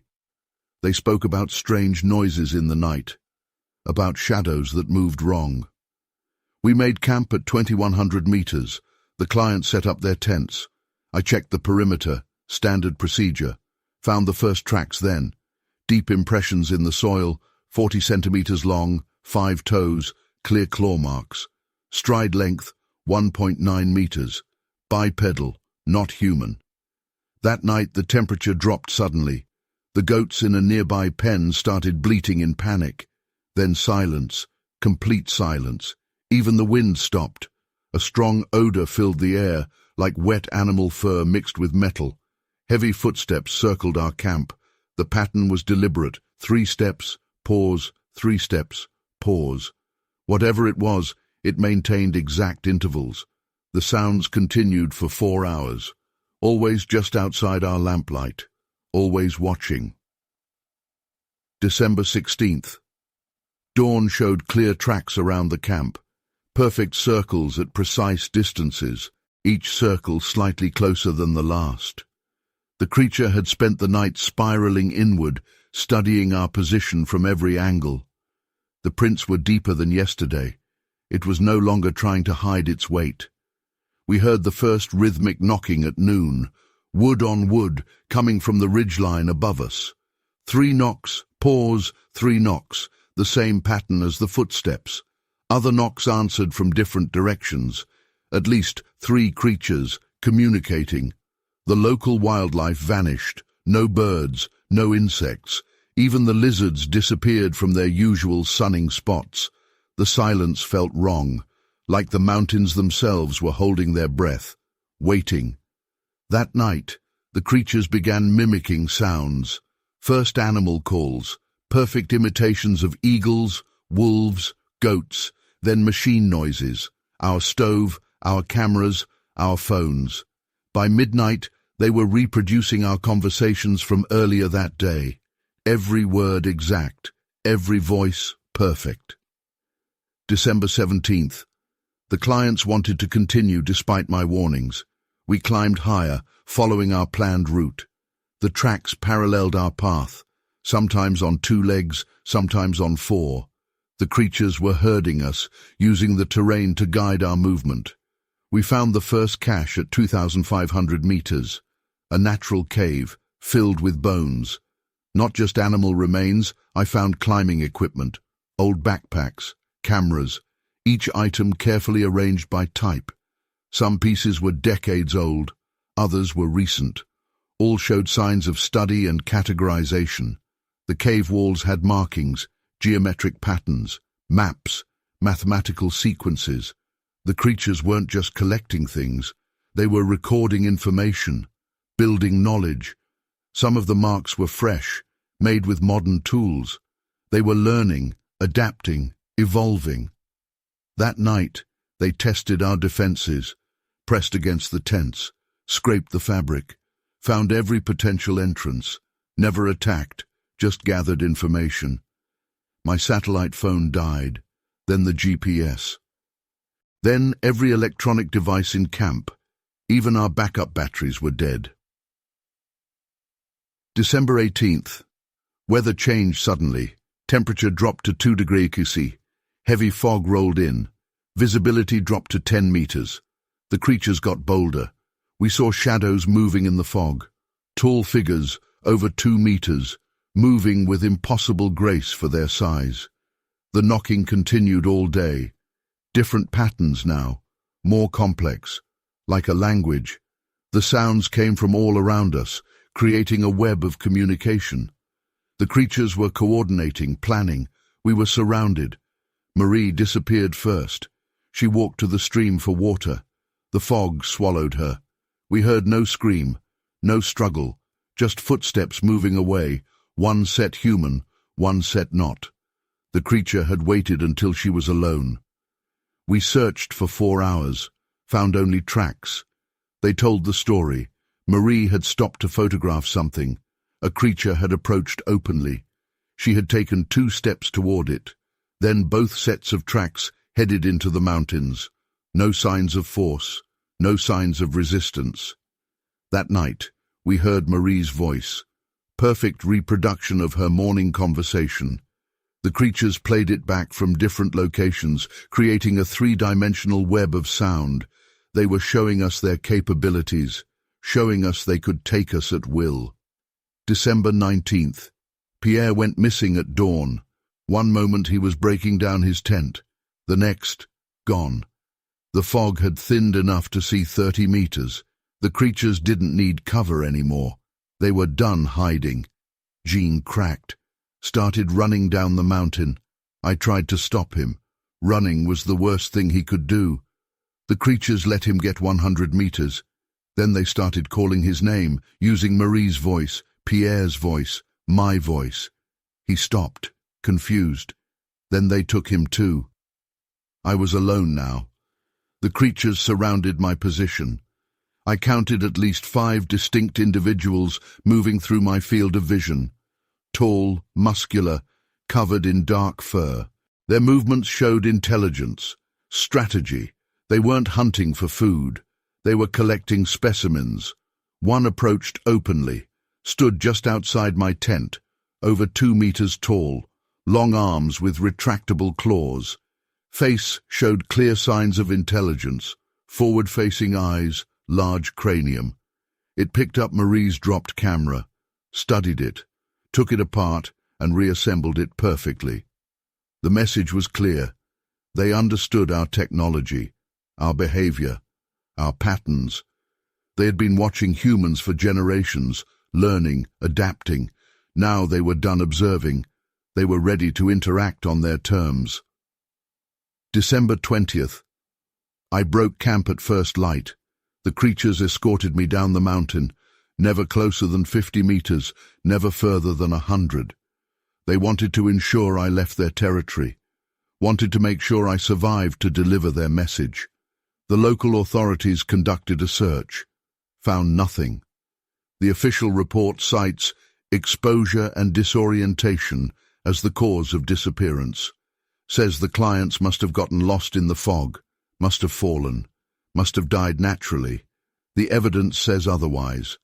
I have photos of the tracks, recordings of the knocking patterns, images of the cave markings. All show the same conclusion. Something intelligent and non-human is actively studying humans in the Atlas Mountains. That area is now marked as restricted on official maps. The shepherds won't graze their flocks above 2,000 meters. The local guides refuse to take clients on the high trails. They've learned to recognize the signs: sudden cold, failed electronics, rhythmic knocking. The mountains belong to them now. They've established their territory, set their boundaries, made their capabilities known. We can still use the lower paths, still cross their lands, but only on their terms, only under their rules. End report. Hassan Malik, Mountain Guide, December 25, 2023, P.S. The knocking still echoes from the high peaks at night. 3 knocks, pause, 3 knocks. They're still there, still watching, still learning, and they're not the only ones. Reports are coming in from other ranges, the Pyrenees, the Alps, the Carpathians. The creatures are spreading, establishing territories, making contact. They've decided it's time for us to know they exist. Story 12. The cameras kept moving at night. Not falling down, moving. Being repositioned deliberately. My name is Freya Anderson. I'm a park ranger in Glacier National Park. I've spent 15 years monitoring wildlife in these mountains. What happened last winter made me question everything I thought I knew about what lives in these forests. It started with routine wildlife monitoring. We had reports of unusual animal activity in the northern sector. My job was to set up trail cameras and document whatever was out there. I placed 12 cameras in a grid pattern covering about 2 square miles. Standard Bushnell trophy cams with night vision and motion sensors, each one precisely positioned and GPS tagged. The first week was normal. We got typical footage: deer, elk, the occasional bear or mountain lion. Then the cameras started moving. Every morning, 2 or 3 cameras would be in different positions, not knocked over by animals, carefully repositioned, pointed in new directions. I checked the footage. Each camera went dark for a few minutes during the night. When they came back on, they were facing somewhere new. Something was moving them deliberately. I set up security cameras watching the trail cameras. Double coverage, standard procedure for suspected tampering. The footage showed nothing, just static when the cameras moved.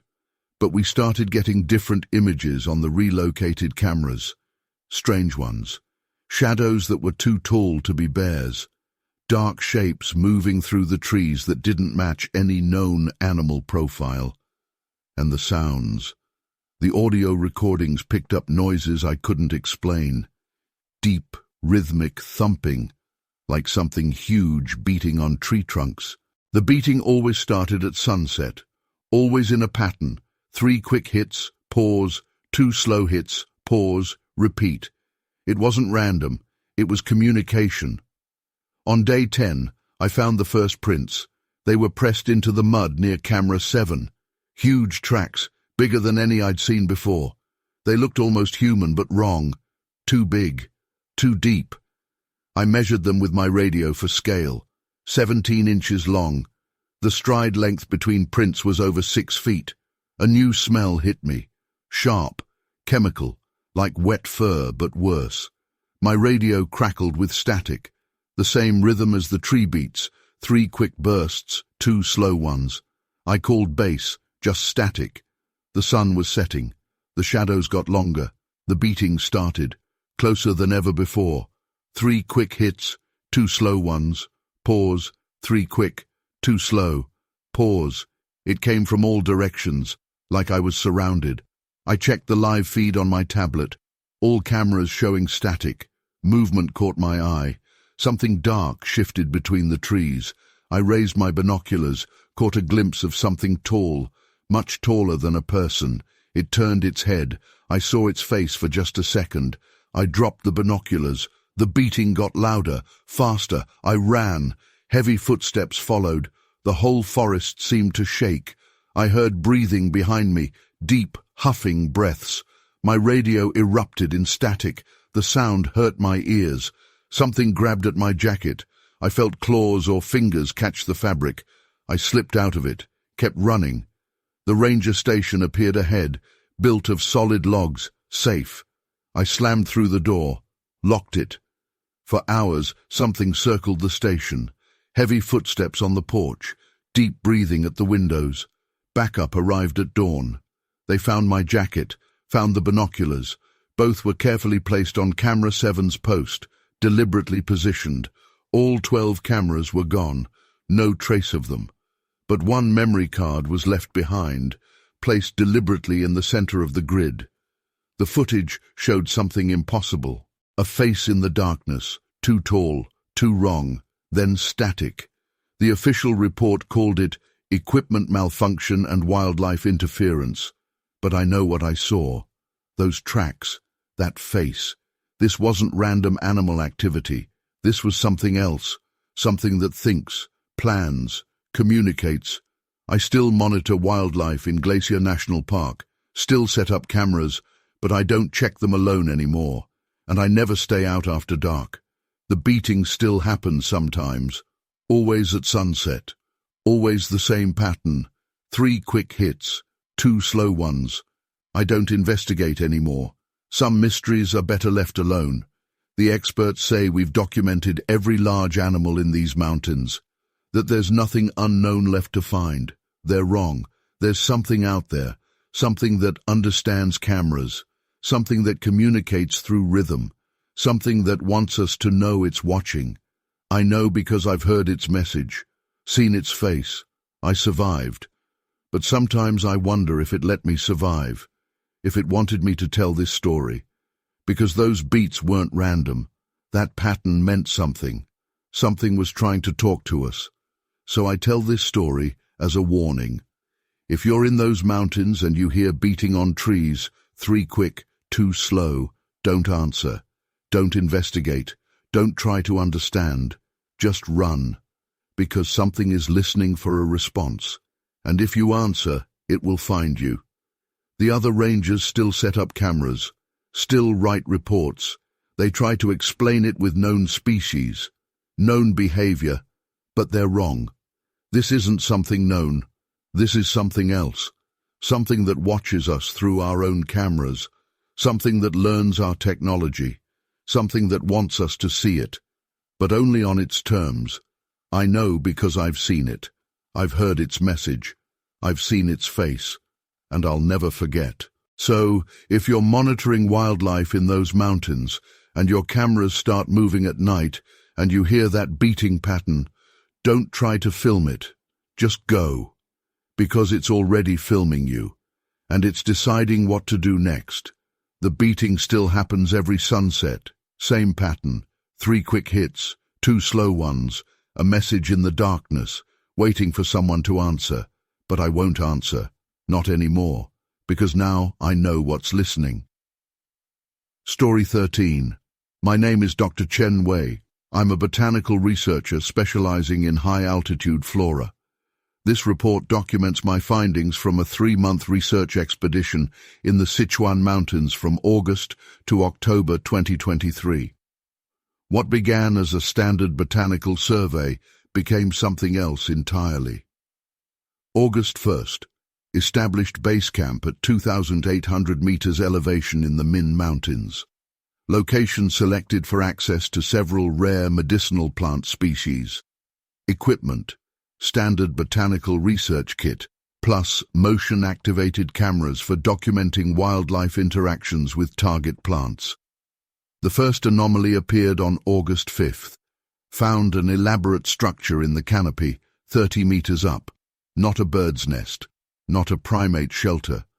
The construction showed clear signs of tool use. Branches stripped and woven with precision, complex knots holding the structure together. I documented the structure thoroughly. Measurements, 3 meters in diameter, 2 meters tall. The weaving pattern was systematic. Each branch was stripped of bark using consistent technique. The knots followed mathematical sequences. This wasn't random animal behavior. August 10th, discovered more structures, each one more complex than the last. They formed a pattern, concentric circles radiating out from a central point. The spacing was precise, 50 meters between each structure. The engineering showed progressive improvement. That night, I heard the first sounds. Movement in the canopy, coordinated, deliberate. Multiple creatures, moving with purpose. The weight distribution was wrong for any known arboreal species. These things were heavy, but moved without breaking branches. August 15th. Set up audio recording equipment. The nighttime activity followed patterns. Specific times, specific locations. The creatures were organizing their movements, communicating. The sound analysis showed complex vocalizations outside known wildlife parameters. The local wildlife changed behavior suddenly. Birds abandoned their nests. Small mammals disappeared. Even the insects went quiet when the creatures were active. The only animals that remained were the giant pandas, and they showed unusual agitation. August 20th. First clear evidence of tool use. Found branches modified into primitive implements, stripping tools, digging tools, probing tools. Each showed signs of systematic improvement. The creatures were experimenting, refining their techniques. The tool sites contained plant specimens, not random collection, organized samples of medicinal species. The creatures were studying the plants, testing properties, building knowledge. Some specimens showed signs of purposeful cultivation. August 25th. Night observation revealed coordinated activity. The creatures moved through the canopy in groups. They manipulated branches to create paths, used tools to harvest plants, transported materials between structures, all done in absolute silence despite their size. I caught glimpses through my night vision equipment. Large bodies, long limbs, moving with impossible grace. The recordings showed thermal signatures too hot for conventional mammals. The way they moved suggested intelligence, planning, purpose. September 1st. The creatures began approaching my camp. Each night they came closer. Each night they left signs, arranged plant specimens, modified tools, woven markers. They were communicating, demonstrating their capabilities, showing me they were aware of my study. My electronic equipment started failing. Cameras died, audio recorders malfunctioned, even my satellite phone showed mysterious damage. The only devices that worked were mechanical. The creatures seemed to emit some kind of electromagnetic interference. September 5th. Found their central structure. A massive construction 40 meters up, hidden in the densest part of the canopy. Size, 10 meters diameter, 5 meters tall. Multiple chambers, complex ventilation system, evidence of long-term occupation. The structure contained organized collections, plants, tools, man-made objects. Each item showed signs of study and categorization. They were building a database of their environment, including human activities, learning, understanding, adapting. September 10th. First direct contact. I was collecting specimens at dusk. Temperature dropped suddenly. That strange electromagnetic interference started. All my equipment died simultaneously. Then movement in the trees above me. Deliberate, watching. The creature revealed itself slowly. Descended to a lower branch, 10 meters up. Height estimate, 2.5 meters. Weight estimate, 200 kilograms minimum. covered in dark fur. The face showed clear intelligence, forward-facing eyes, large cranial capacity, expressions. It carried tools, refined versions of the ones I'd found, watched me for exactly 10 minutes. Then it began mimicking my movements, copied my specimen collection technique perfectly, showed me its own collection method, better, more efficient. It was teaching me. September 15th. The encounters increased. The creatures began leaving specimens at my camp, plants I hadn't found yet, species I didn't recognize. Each sample was prepared using my collection techniques, but improved. They were showing me their knowledge. Their behavioral patterns became clear. They were researchers, like me, had been studying this ecosystem for generations, building knowledge, developing techniques. My presence was an opportunity for them to compare methods, exchange information. September 20th. They started showing me their territory, led me to specific locations, demonstrated their plant cultivation methods. Their techniques were sophisticated: selective breeding, controlled growth conditions, systematic experimentation. The creatures had created a network of research stations throughout the canopy. Each station specialized in different studies: plant propagation, tool development, material testing. They had been conducting organized research for longer than I could determine. September 25th. The communication evolved. They began using simple symbols, arrangements of leaves and branches, created a basic shared language for botanical concepts, could convey complex ideas about plant properties and growth patterns through these symbols. Their intelligence was undeniable. They showed understanding of scientific principles, experimental control, variable isolation, systematic observation. Their methods were different but logically sound. They had developed their own scientific methodology. October 1st. Final phase of contact. They took me to their main research center, a hidden valley at 3,000 meters. The entire area was their laboratory, hundreds of test plots, cultivation experiments, breeding programs, generations of accumulated botanical knowledge. The valley showed evidence of long-term occupation, permanent structures, tool-making sites, teaching areas where younger creatures learned techniques. This wasn't just a research station. It was a scientific community focused on understanding and improving their environment. October 5th. They demonstrated their full capabilities, showed me plants they had developed through selective breeding, species with enhanced medicinal properties, hybrids with improved survival characteristics. Their botanical knowledge far exceeded current human understanding. The creatures had achieved what human botanists only theorized. They could communicate with plants through chemical and electrical signals, could speed growth, direct development, enhance specific properties. Their techniques were beyond our current science. October 10th. Last contact. The creatures gave me a final demonstration, showed me how they cultivated, harvested, and processed plants. Their methods were sustainable, efficient, and sophisticated. They were true botanical scientists, working in harmony with their environment. Then they withdrew, gradually reduced contact, returned to their hidden research. They had shared what they wanted to share, shown me their capabilities. Now they would continue their work in privacy.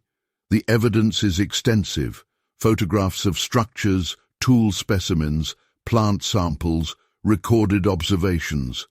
All show the same conclusion. An intelligent, scientifically advanced species is conducting botanical research in the Sichuan mountains. My official report was heavily edited. University authorities removed references to the creatures, listed my discoveries as natural phenomena and traditional local knowledge. But the evidence exists. The creatures made sure of that. That valley is now restricted, listed as a botanical preservation zone. Local residents avoid it. They understand what happens there. Know who really conducts research in those mountains. End report. Dr. Chen Wei, Botanical Research Institute, October 30th, 2023 PS. The research continues. Other botanists have reported similar findings in remote mountains worldwide. The creatures are expanding their studies, establishing research stations, sharing their knowledge when they choose. They've decided to show us what they know. On their terms. At their pace. Story 14. Something was watching our research station. I saw its silhouette against the stars every night for a week before it got closer. My name is Dr. Dmitry Volkov. I'm a wildlife researcher specializing in predator behavior. I've spent 20 years studying large mammals across 3 continents. But what happened at our remote station in the Yukon last winter changed everything I thought I knew about North American wildlife. The incident began during a 3-month study of wolfpack dynamics. We had a small research station, just 3 prefab buildings, set up in a valley 40 miles from the nearest town. Just me and 2 graduate students, Lisa Chen and Marcus Rodriguez. The first sign came on January 12th. Temperature was -15 Celsius. Heavy snow had fallen for 3 days straight. I was checking our security cameras when I noticed movement on the ridge above the station. Something large stood upright against the sky. Not a bear. Bears don't stand that straight, and they were hibernating anyway. This thing was at least 8 feet tall. I called Marcus to look. By the time he got there, it was gone. The next night, it appeared again. Same spot, same posture. It stood there for exactly 30 minutes, then vanished into the trees. We checked the ridge in the morning, found tracks in the snow. They were huge, 18 inches long. The stride length between prints was over 6 feet. They looked almost human, but wrong. Too big, too deep. Lisa took photos and measurements, standard research protocol. That's when our equipment started failing. First the satellite phone died, then the radio, then our weather instruments. One by one, every piece of electronic equipment malfunctioned. The only things that kept working were the security cameras. But now they showed something new. Every night, that figure on the ridge got closer to the station. On January 15th, it was halfway down the slope. January 16th, at the tree line. January 17th, at the edge of our cleared perimeter. We took turns watching through the windows. Nobody slept much.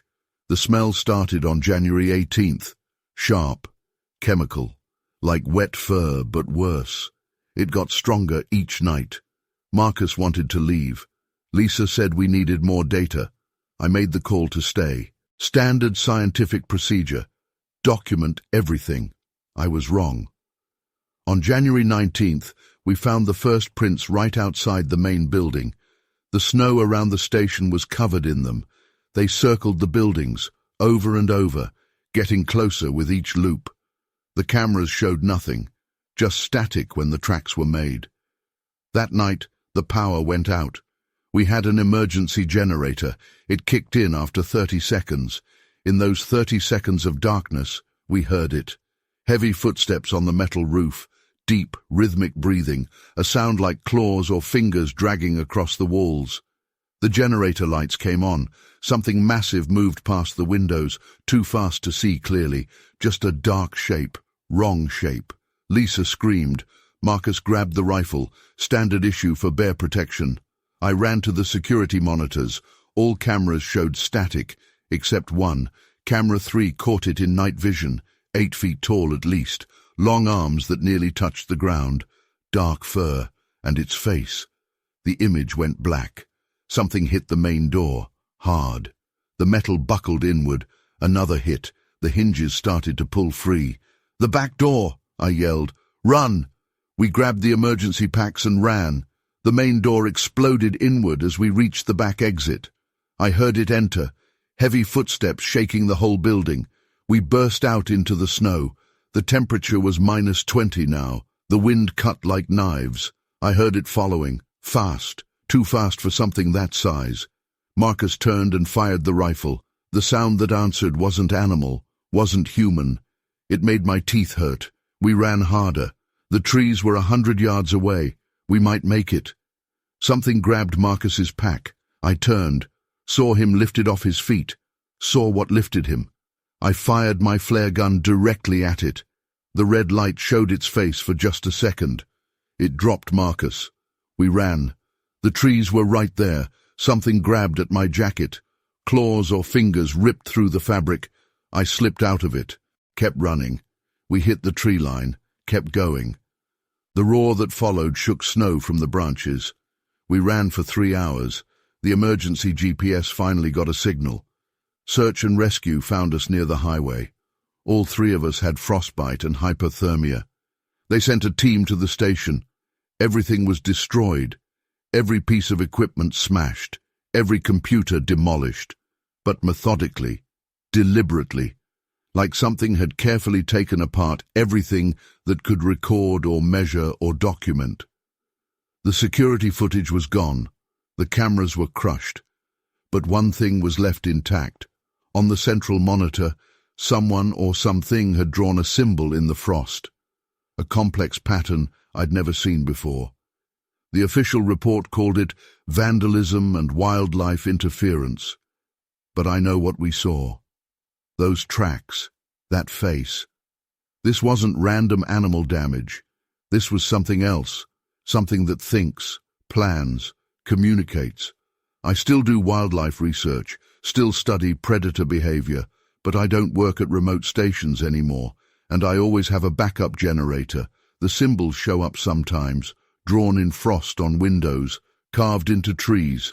I don't investigate anymore. Some mysteries are better left alone. The textbooks say we've documented every large predator in North America, that there's nothing unknown left to find. They're wrong. There's something out there, something that understands technology, something that doesn't want to be recorded. I know because I've seen it. I've seen what it can do. All 3 of us saw it. But sometimes I wonder if it let us survive, if it wanted witnesses. Because that symbol meant something. That destruction was methodical.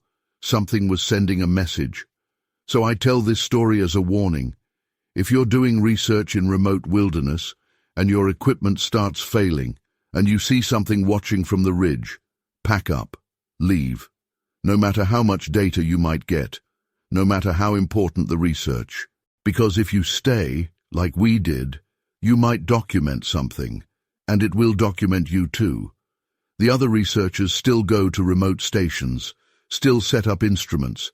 They try to explain equipment failures with weather, with wildlife, with known factors. But they're wrong. This isn't something known. This is something else. Something that watches our watching. Something that studies our studies. Something that wants us to know it's there, but only on its terms. I know because I've seen it. All 3 of us have, and we'll never forget. So if you're alone in those mountains, and your equipment dies, and you smell something sharp and chemical, don't try to document it. Just go, because it's already documenting you, and it's deciding what data to keep. Story 15. I'm Dr. Ingrid Lindstrom, zoologist specializing in large mammal behavior at Uppsala University. This document details unexpected findings during my research on moose migration patterns in northern Sweden from November 2023 to January 2024. What began as a standard migration study revealed something far more concerning. November 1st, established primary research station 200 kilometers north of Kiruna. Equipment setup, 15 automated cameras, 4 thermal imaging units, 2 infrared motion detectors, weather monitoring station, and tracking equipment for 20 GPS-collared moose. First anomaly appeared in the GPS data on November 5th. All tracked moose suddenly changed direction simultaneously. The entire herd moved 15 kilometers east in under 3 hours, far faster than normal movement patterns. The temperature dropped from 5 degrees Celsius to 25 degrees Celsius in 20 minutes. My first camera capture came at 2:13 a.m. on November 6th. Something triggered camera number 7. The image showed a figure standing upright in heavy snowfall. Height calculation using reference markers, 2.5 meters. The thermal signature read at 42 degrees, impossibly hot for the environment. November 8th. Found the first tracks, 45 centimeters long, 5-toed with pronounced claw marks. The stride length measured 2.1 meters. Depth analysis indicated a weight of approximately 250 kilograms. The prints showed perfect weight distribution for bipedal movement in deep snow. The moose's behavior became increasingly erratic. Heart rate monitors showed constant elevated stress levels. GPS data revealed they were avoiding a specific 5-kilometer radius area, even when it meant deviating from established migration routes. November 12th. All electronics began malfunctioning. Cameras failed sequentially, moving from south to north. Each unit showed the same damage pattern.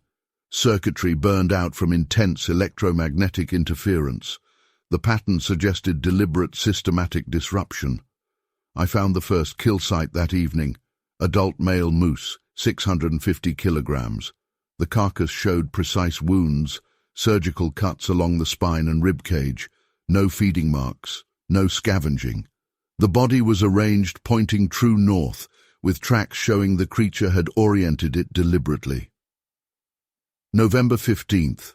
Installed military-grade cameras with electromagnetic shielding. They lasted 2 days longer than the civilian units. Final footage showed a clear figure moving through the snow. Bipedal, long limbs, smooth gait impossible for its size. Then, total equipment failure. The temperature pattern became predictable. Every time the creature approached, ambient temperature dropped exactly 20 degrees. The effect radiated in a perfect circle, radius matching its movement pattern. It was either controlling or responding to thermal energy. November 20th. First direct observation. I was checking camera number 4 at dusk. Temperature plummeted. Snow crunched behind me. Deliberate footsteps, meant to be heard. I turned and saw it clearly in the fading light. Physical description, 2.5 meters tall. Muscular bipedal form. Long arms with visible claws. Face showed pronounced brow ridge and forward-facing eyes, covered in thick white fur. It stood watching me for exactly 5 minutes, then walked away with impossible grace through deep snow. November 25th. The creature began leaving signs. Complex patterns stamped into the snow. Geometric shapes, mathematical sequences, star charts. It was communicating through symbol systems, demonstrating intelligence and astronomical knowledge. I photographed every pattern, mapped their locations. A clear picture emerged. The creature was creating a coordinate system. Each pattern pointed to specific geographic features. It was marking its territory with mathematical precision. December 1st. Found its observation post. A ridge overlooking the valley, carefully modified for optimal viewing. The snow was packed into a blind. Tools showed it had been watching our research station, learning our patterns, studying us as we studied the moose. The site contained equipment pieces from our failed cameras. Each unit had been dissected, examined, then reassembled. The creature was learning our technology, understanding how we observed and recorded data. December 5th. The moose changed behavior again. The herd split into precise groups of 5 animals each. They moved in geometric patterns, maintaining exact distances. The creature was controlling their movement, demonstrating its influence over wildlife behavior. GPS data showed impossible readings. Collared animals would vanish from tracking, reappear kilometers away minutes later, then return to original positions. The creature was either interfering with our monitoring systems or actually teleporting the animals. December 10th. It approached our station openly, stood outside my observation window for hours, watching, learning. Its breath didn't steam in the cold. Its movements were too fluid for its mass. The laws of physics seemed to bend around it. The creature carried tools, primitive but effective designs for wildlife observation. It demonstrated their use, showed how they compared to our equipment. The message was clear. It had been conducting its own research, parallel to ours, for much longer. December 15th. Communication attempts began. The creature left modified research equipment at our station, our cameras rebuilt with strange additions. The new designs could function in temperatures 50 degrees below the original specifications. It was teaching us. The modified equipment captured new data, showed wildlife behavior patterns we'd never detected, revealed migration routes that followed electromagnetic fields. The creature was showing us how limited our understanding had been. December 20th, full contact. The creature entered our station during a snowstorm, spent hours examining our research materials, corrected errors in our data, added new layers of information to our maps, then left, taking nothing, changing nothing except our understanding. Its intelligence was undeniable.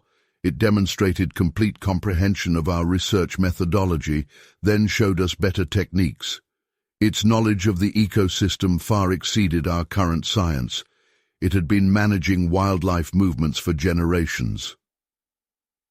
December 25th. The pattern expanded. Reports came in from other research stations across northern Sweden. Similar creatures sighted, similar behavior modifications in local wildlife, similar equipment failures. They were revealing themselves systematically, station by station. Each site reported the same sequence: wildlife behavior changes, equipment failure, temperature drops, then direct contact. The creatures were coordinating, choosing when and where to reveal themselves, following a plan. January 1st, final contact. The creature demonstrated its full capabilities, showed how it controlled wildlife movement through electromagnetic fields, how it modified animal behavior through subsonic communication, how it managed entire ecosystems. Then it withdrew, returned to its observatory, continued its research from a distance. It had shared what it chose to share, demonstrated its presence and capabilities. Now it would watch and wait and continue its own studies. The evidence is extensive: tracks, photos, modified equipment, recorded data. All show the same conclusion. An intelligent species is actively managing wildlife populations in northern Sweden, using technology and abilities beyond our current understanding. My official report was heavily edited. University administrators removed the most dramatic findings, listed the creature's modifications as equipment malfunctions and natural phenomena. But the evidence remains. The creature made sure of that. That region is now restricted for ongoing wildlife research. Local hunters avoid it. Research teams request different assignments. They've learned to recognize the signs: sudden temperature drops, electromagnetic interference, geometric patterns in the snow. End report. Dr. Ingrid Lindström, Zoological Research Division, Uppsala University, January 15, 2024. P.S. The research continues. The creatures maintain their observatories, manage their territories, study our attempts to study them. They reveal themselves when they choose, share what they choose, on their terms, at their pace, for their purposes. Story 16. The tracks didn't make sense. They started as wolf prints, then gradually changed to something else, something impossible. My name is Mei Wong. I'm a wildlife documentarian specializing in predator behavior. I've filmed wolves, bears, and big cats across the world. But what I recorded in Montana's Bitterroot Mountains last winter defied everything I knew about animal behavior. I was working on a documentary about wolf pack dynamics in extreme weather. 3 days of heavy snow had created perfect tracking conditions. Temperature was -10 Celsius, visibility excellent. I found the first tracks at 8:15 a.m. Clear wolf prints in fresh snow. Adult male based on size and depth. I started filming and following. Standard procedure for documenting hunting patterns. The prints led north along a ridge. Normal wolf track pattern, normal stride length. Then they started to change. Gradually, over about 50 yards, the prints got bigger. The shape shifted. The spacing between them grew. I measured each change, took close-up video. The transformation was impossible, but I recorded it anyway. The final prints were huge, 18 inches long. The stride length was over 6 feet. They looked almost human, but wrong. Too big, too deep. And they were fresh. Steam still rose from them in the cold air.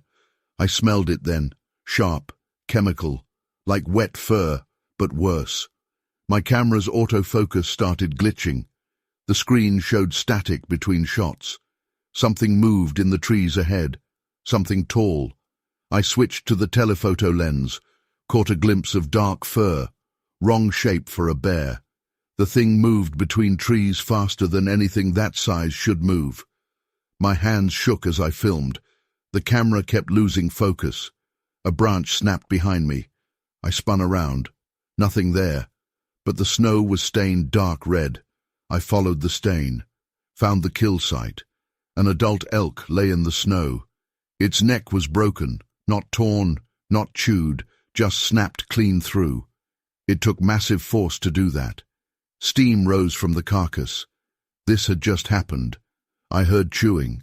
The sound came from just ahead, deep in the shadows under the trees. I raised my camera, hit record.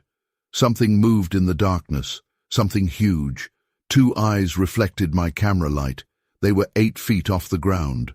The chewing stopped. I kept filming. My hands were shaking harder now. The eyes blinked, then rose even higher. Whatever it was, stood up. My camera's screen went black. A deep growl filled the air. It started low, then rose to a pitch that hurt my ears. I ran. Heavy footsteps followed. The whole forest shook. I heard breathing behind me, deep, huffing breaths. My camera bag caught on a branch. I left it, kept running. The footsteps got closer, fast, too fast. Something grabbed my jacket. Claws or fingers ripped through the fabric. I slipped out of it, ran harder. The roar that followed knocked snow from the trees. I ran for an hour, maybe more. When I finally stopped, I was lost. My phone showed no signal, but I could still hear it. The footsteps circled through the trees, always just out of sight. The chemical smell got stronger. More branches snapped. Closer now. I saw movement between the trees. Tall shadows, more than one. They were herding me. Every direction I turned, I heard footsteps, saw shapes moving. They pushed me east, away from my vehicle. The snow got deeper. The temperature dropped. Night was coming. I kept walking. No choice. The shapes followed. Sometimes I caught glimpses. 8 feet tall, long arms, wrong shape. They never showed themselves clearly, just shadows and movement. But they were intelligent, coordinated. They worked together to push me where they wanted me to go. After 3 hours, I saw lights through the trees, a ranger station. I ran for it. The shapes disappeared as I hit the clearing. The rangers found me half frozen, called search and rescue. They sent a team to find my camera bag. It was placed neatly on a fallen log, deliberately positioned, but the memory cards were gone, every single one. The official report called it a wildlife encounter with equipment loss. But I know what I saw. Those tracks, those shapes. This wasn't normal wolf behavior. This was something else. Something that thinks, plans, cooperates. I still film wildlife, still track predators, but I don't follow changing tracks anymore. And I always carry a backup camera. The prints show up sometimes, always after snow, always starting as wolf tracks before they change. I don't film them anymore. Some things don't want to be documented. The experts say we've identified every large predator in North America. that there's nothing unknown left to find. They're wrong. There's something out there, something that can change its tracks, something that hunts in groups, something that understands cameras. I know because I've seen them, I've filmed them, but they took that footage. Sometimes I wonder if they let me live so I could tell this story, because those changing tracks meant something. That coordinated herding was deliberate. Something was sending a message. So I tell this story as a warning.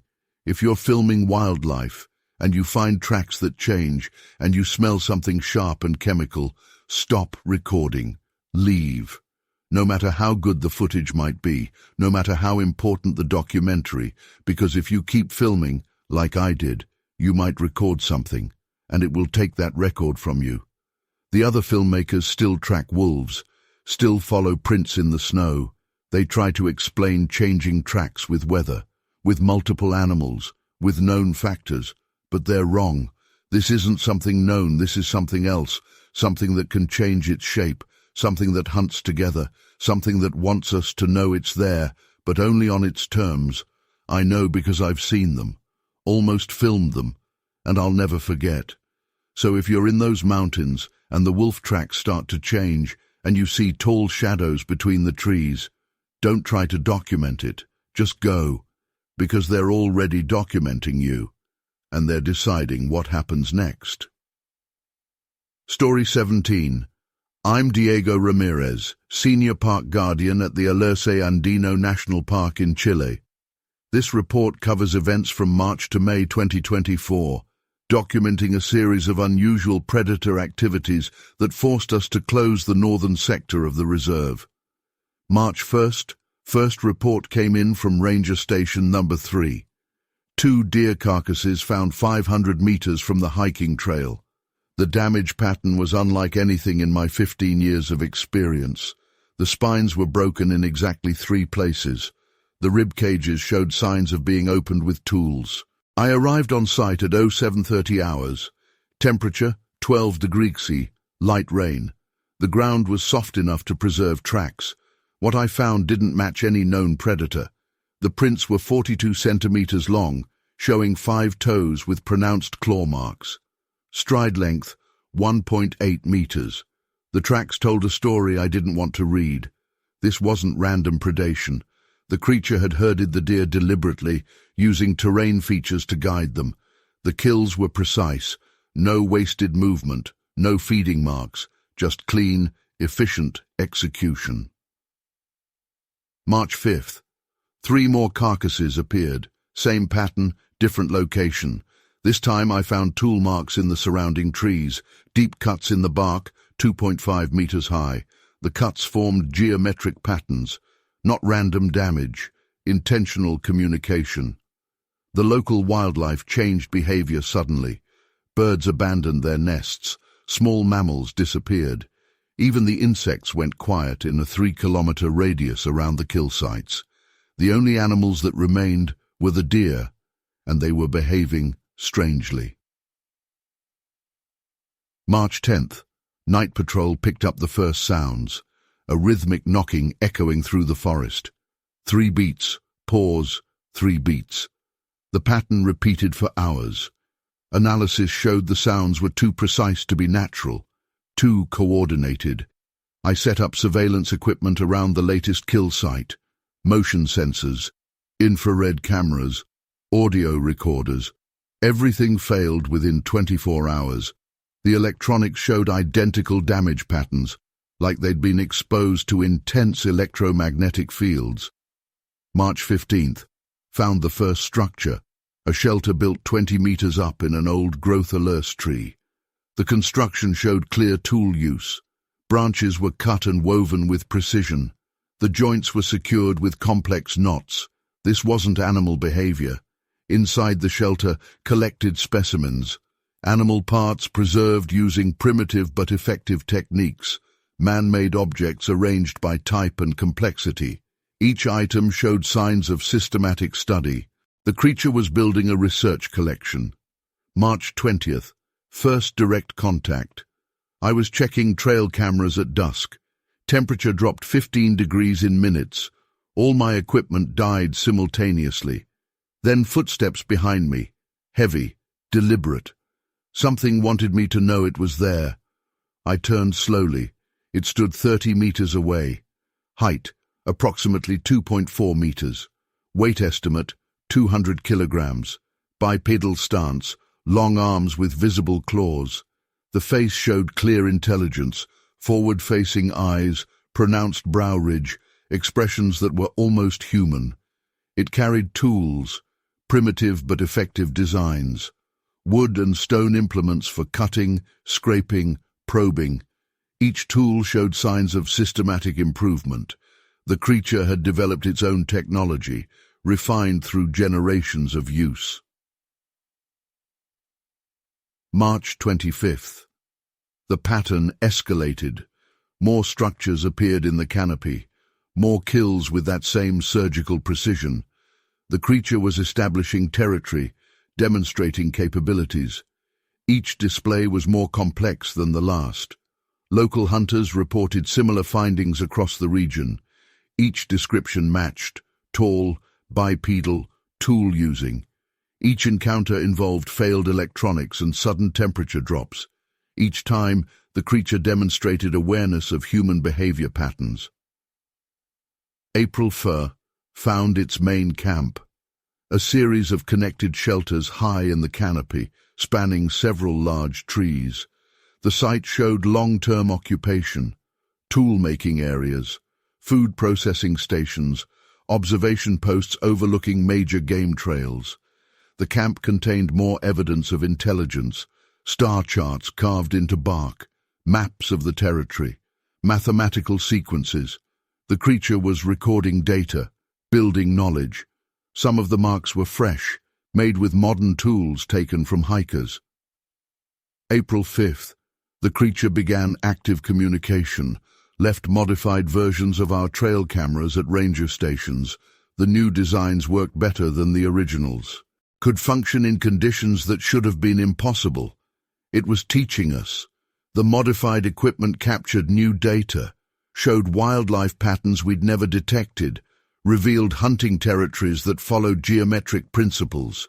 The creature was demonstrating how limited our understanding had been. April 10th. Full contact.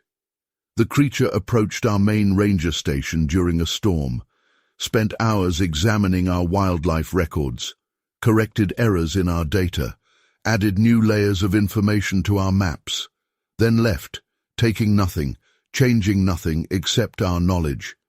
Its intelligence was undeniable. It understood our research methods, then showed us better techniques. Its knowledge of the ecosystem far exceeded our current science. It had been managing this territory for generations. April 15th. The pattern spread. Reports came in from other parks across Chile. Similar creatures sighted, similar behavior modifications in local wildlife, similar equipment failures. They were revealing themselves systematically, park by park. Each site reported the same sequence: wildlife behavior changes, equipment failure, temperature drops, then direct contact. The creatures were coordinating, choosing when and where to reveal themselves, following a plan. April 20th. Found their communication system, a network of modified trees used to transmit low-frequency sounds. The knocking we'd heard was just a small part of it. They had developed their own long-range communication technology using natural materials. The system covered hundreds of square kilometers. Each station was precisely positioned for optimal sound transmission. The engineering was sophisticated but completely organic. They had turned the forest itself into a communication network. April 25th. The creature demonstrated its full capabilities, showed how it controlled deer movements through subsonic signals, how it modified animal behavior through biochemical markers, how it managed entire sections of the ecosystem. Then it withdrew, returned to its territory, continued its work from a distance. It had shared what it chose to share, demonstrated its presence and abilities, Now it would watch and wait and continue its own research. May 1st. Final contact. The creature left a clear message, a map carved into a tree trunk showing its claimed territory. The boundaries were precise, following natural features. It had marked ranger stations, hiking trails, campgrounds, showing us where we could and couldn't go. The message was clear. This was its land now. We could pass through, conduct research, even hunt, but only within its rules, only in the areas it designated. The alternative was demonstrated by the precise kills, the controlled wildlife, the superior technology. The evidence is extensive: tracks, photos, tool specimens, modified equipment. All show the same conclusion. An intelligent species is actively managing wildlife populations in the Chilean wilderness, using technology and abilities beyond our current understanding. My official report was heavily edited. Government officials removed the most dramatic findings, listed the creature's activities as natural phenomena and weather damage. But the evidence exists. The creature made sure of that. That section of the park is now restricted for wildlife management. Local guides refuse to enter. Hunters stay in the lowlands. They've learned to recognize the signs: sudden cold, electromagnetic interference, rhythmic knocking in the trees. End report. Diego Ramirez, Senior Park Guardian, Alerce Andino National Park, May 15th, 2024. P.S. The activity continues. The creatures maintain their territories, manage their ecosystems, study our attempts to study them. They reveal themselves when they choose, share what they choose, on their terms, at their pace, for their purposes. Story 18. The claw marks were too high. Even a grizzly, standing on its hind legs, couldn't reach 10 feet up a tree trunk. My name is Nikolai Petrov. I've been a forest guard in the North Cascades for 16 years. What I found during my patrol last October changed everything I thought I knew about these mountains.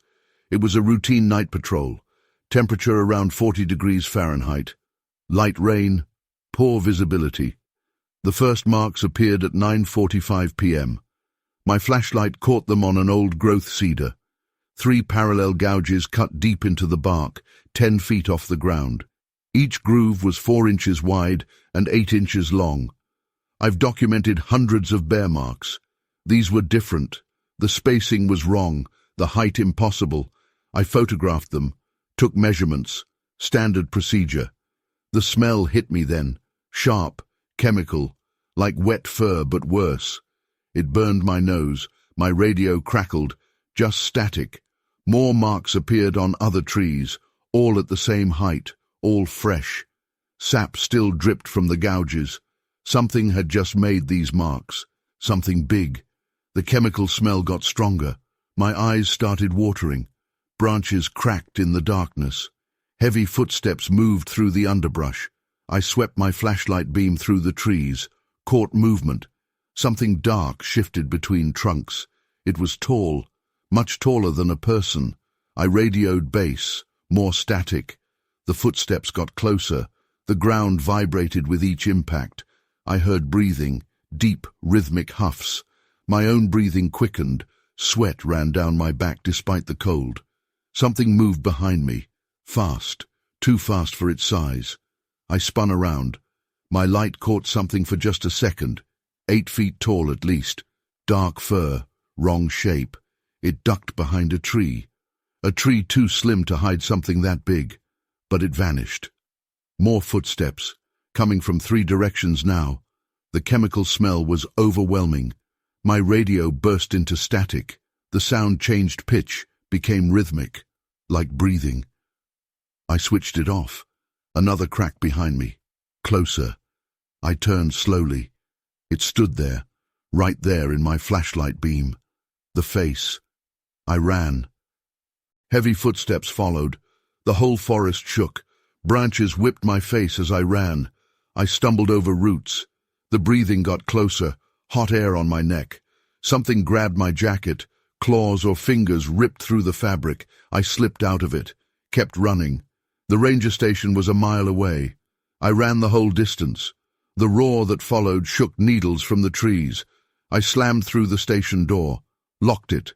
For hours, something circled the building. Heavy footsteps on the wooden deck, deep breathing at the windows. Backup arrived at dawn. They found my jacket, hung neatly on a branch next to the first marked tree. The claw marks were still there. They measured them, photographed them, but the official report called it ursine activity. Bears.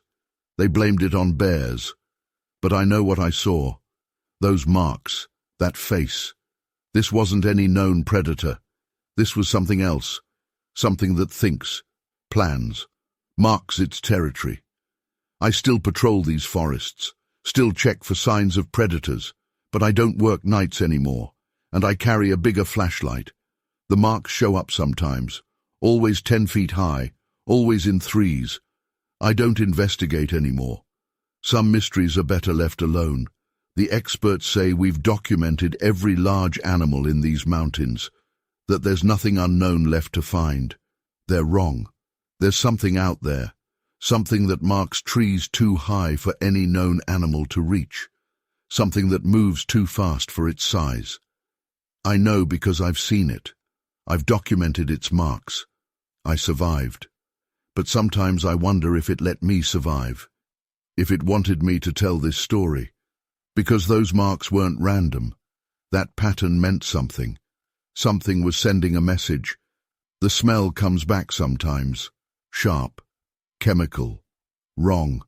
I always leave when I smell it. No matter what I'm doing.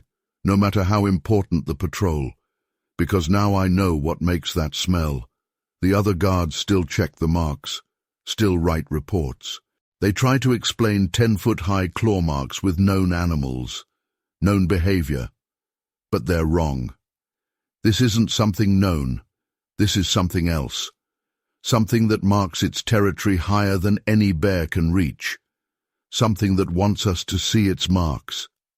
Something that wants us to know these aren't its limits. I know because I've seen it. I've seen what it can do. And I'll never forget. The marks appear more often now. Always after rain. Always in sets of 3. They're spreading, marking more territory, moving closer to populated areas.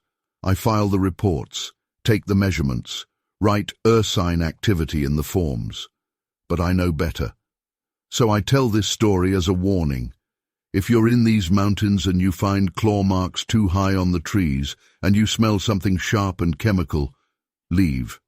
Just leave. Because whatever made those marks is still there. Watching. Waiting to show you what else it can do. The chemical smell is stronger these days. The marks are higher. Something is getting bolder, making itself known. So I watch the trees. I measure the marks. I file the reports. But I don't patrol at night anymore, because I know what's out there in the darkness. I've seen its face, and I know it sees me too. Every scratch on every tree is a message. This is our territory now, and there's nothing you can do about it. So if you're in these forests, and you see marks too high up the trees, don't stop to investigate. Don't take pictures. Don't measure them. Run. Because something is waiting to show you exactly how high it can reach, and you don't want to be there when it decides to demonstrate. Story 19. My name is Nikolai Petrov. I'm a senior geologist with 20 years of experience in mineral surveys. This report documents events during a geological expedition to the northern Urals from June to August 2023. What started as a routine mineral survey became something entirely different. June 1st. Established base camp at coordinates 60°15 N, 59°42 E. Elevation 200 meters. Equipment setup: standard geological survey gear, ground-penetrating radar, seismic monitors, core sampling equipment. Team of 4, myself, 2 junior geologists, 1 equipment specialist. First anomaly appeared in the seismic data on June 5th. Regular vibrations, too precise to be natural. Frequency, 12 Hz. Duration, exactly 3 minutes. Repeated every 4 hours. The pattern suggested artificial origin, but we were 100 kilometers from the nearest human settlement. June 8th. Found the first tracks. Length, 48 centimeters. Width, 22 centimeters. 5 toes with pronounced claw marks. Stride length, 2.2 meters. Depth analysis indicated a weight of approximately 300 kilograms. The prints showed perfect bipedal weight distribution. The tracks led to our first mineral sample site. The ground had been disturbed recently, not by natural forces, by tools. We found scratch marks in the rock face, deep grooves cut by something harder than steel. The pattern was systematic, following the mineral veins. June 12th. Equipment began malfunctioning. Ground-penetrating radar showed impossible readings. Seismic monitors detected movement patterns that violated known geological principles. Core samples revealed mineral formations that shouldn't exist at this depth. The temperature dropped suddenly that night. -10 degrees in June. All our electronics failed simultaneously. The air filled with a sharp, metallic smell. Then we heard it, heavy footsteps circling our camp. Perfect measured intervals, 3 steps, pause, 3 steps. June 15th, first visual contact. I was examining a rock face at dusk. The temperature plummeted. That metallic smell returned, stronger. Movement reflected in the polished stone, something large, moving with impossible grace for its size. Physical description: height approximately 2.6 meters. Weight estimate 300 kilograms. Bipedal stance, muscular build. Long arms with visible claws. The face showed clear intelligence. Forward-facing eyes, pronounced brow ridge, expressions that were almost human. It carried tools, primitive but effective designs for mineral extraction. Each tool showed signs of systematic improvement. The creature had developed its own mining technology, refined through generations of use. Some tools were made from metals we couldn't identify. June 20th. Found its excavation site, a complex of tunnels dug into the mountain.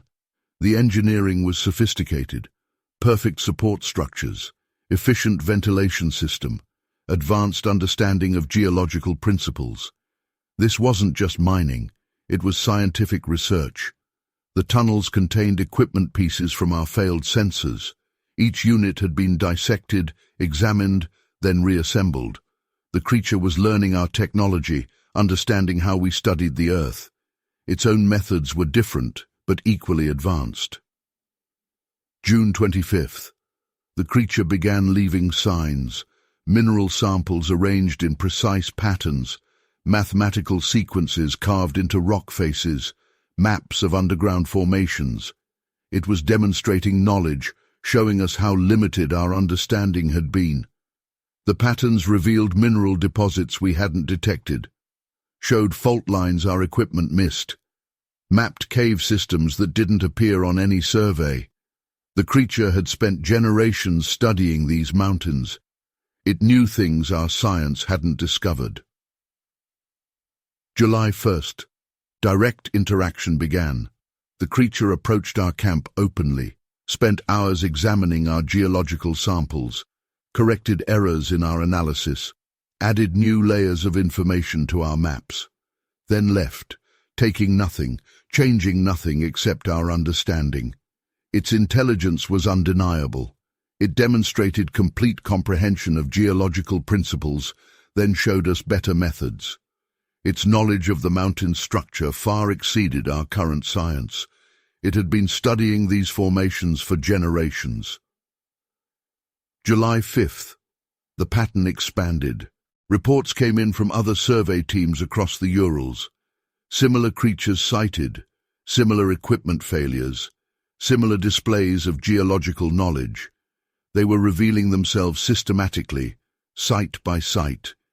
Each team reported the same sequence: equipment malfunction, temperature drops, metallic smell, then direct contact.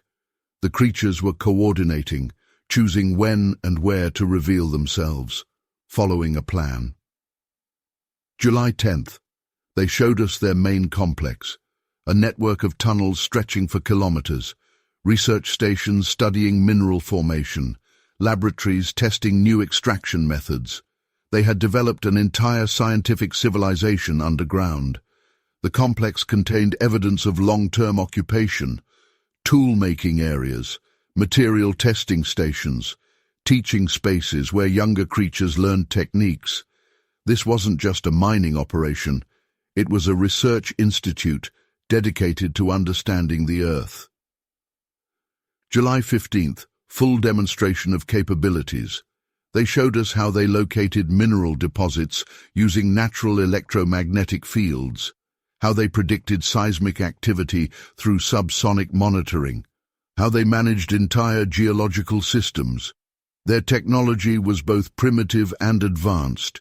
They used simple tools in sophisticated ways, understood principles we hadn't discovered, could sense things our equipment couldn't detect. Their methods were perfectly adapted to their environment. July 20th. The pattern became clear. The creatures were systematic researchers like us, had been studying these mountains for generations, building knowledge, developing techniques. Our presence was an opportunity for them to compare methods, exchange information. They had achieved what human geologists only theorized, could detect mineral formations through direct sensing, could predict earthquakes weeks in advance, could map cave systems without instruments. Their understanding of geology was beyond our current science. July 25th. Final contact. The creatures gave us a complete demonstration of their capabilities, showed us how they studied the mountains, how they extracted minerals without environmental damage, how they monitored and maintained geological stability. Then they withdrew, returned to their tunnels, continued their research in private. They had shared what they chose to share, demonstrated their presence and abilities. Now they would watch and wait and continue their own studies. August 1st. The evidence is extensive. Tracks, photos, tool specimens, mineral samples. All show the same conclusion. An intelligent species is actively studying and managing geological systems in the Ural Mountains, using technology and abilities beyond our current understanding. My official report was heavily edited. Company administrators removed the most dramatic findings, listed the creature's activities as natural phenomena and equipment malfunction. But the evidence exists. The creatures made sure of that. That section of the mountains is now restricted for ongoing geological research. Survey teams request different assignments. Local miners avoid the area. They've learned to recognize the signs: sudden cold, metallic smell, perfect seismic patterns. End report. Nikolai Petrov, Senior Geologist, August 15th, 2023 PS. The research continues. The creatures maintain their complexes, study the mountains, monitor our activities. They reveal themselves when they choose, share what they choose, on their terms, at their pace, for their purposes. The mountains belong to them. We are merely visitors in their laboratory. Story 20. The burrows were too big. No known animal in these mountains digs dens this size. My name is Ingrid Larsen. I'm a cave explorer and wildlife researcher specializing in predator denning behavior. I've mapped dens and burrows across North America for 15 years. But what I found in the Olympic Mountains last spring defied everything I knew about animal behavior. It started as a routine den survey. The Park Service wanted documentation of wolf and bear dens in a remote valley. I'd done hundreds of similar surveys before. The first den entrance appeared normal. 3 feet high, 4 feet wide. Standard size for a bear den. I noted the location, took measurements, prepared to enter. The smell stopped me. Sharp, chemical, like wet fur but worse. It burned my eyes. I've smelled every kind of predator den. This was different. My instrument started malfunctioning. The GPS showed impossible coordinates. The thermometer read temperatures that made no sense. I switched to backup equipment. Basic measuring tape, compass, notebook. The entrance sloped down at 45 degrees. Normal angle for a predator den. But the tunnel kept going, and going. Most bear dens extend 15 to 20 feet. This one went deeper. I followed standard safety protocol. Safety line secured, radio check every 10 minutes, air quality monitor running.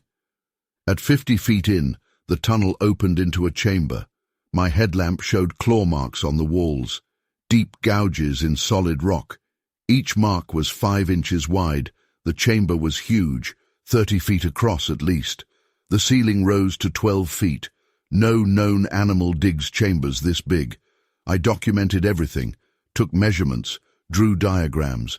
The floor was littered with bones, recent kills. The breaks were clean, not chewed, not crushed, just snapped.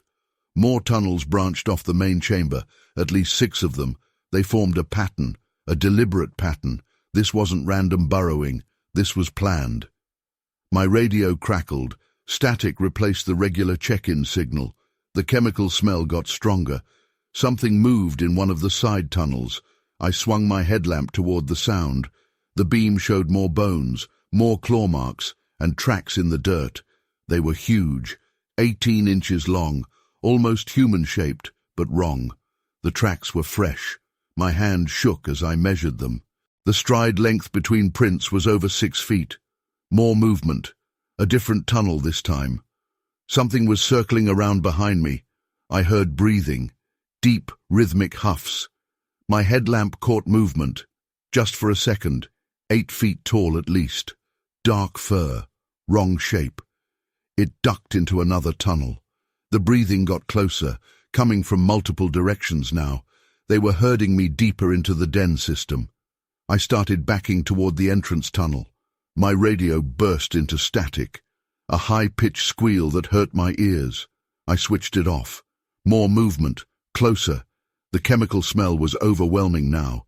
Something stepped into my headlamp beam. The face. I ran. Heavy footsteps followed.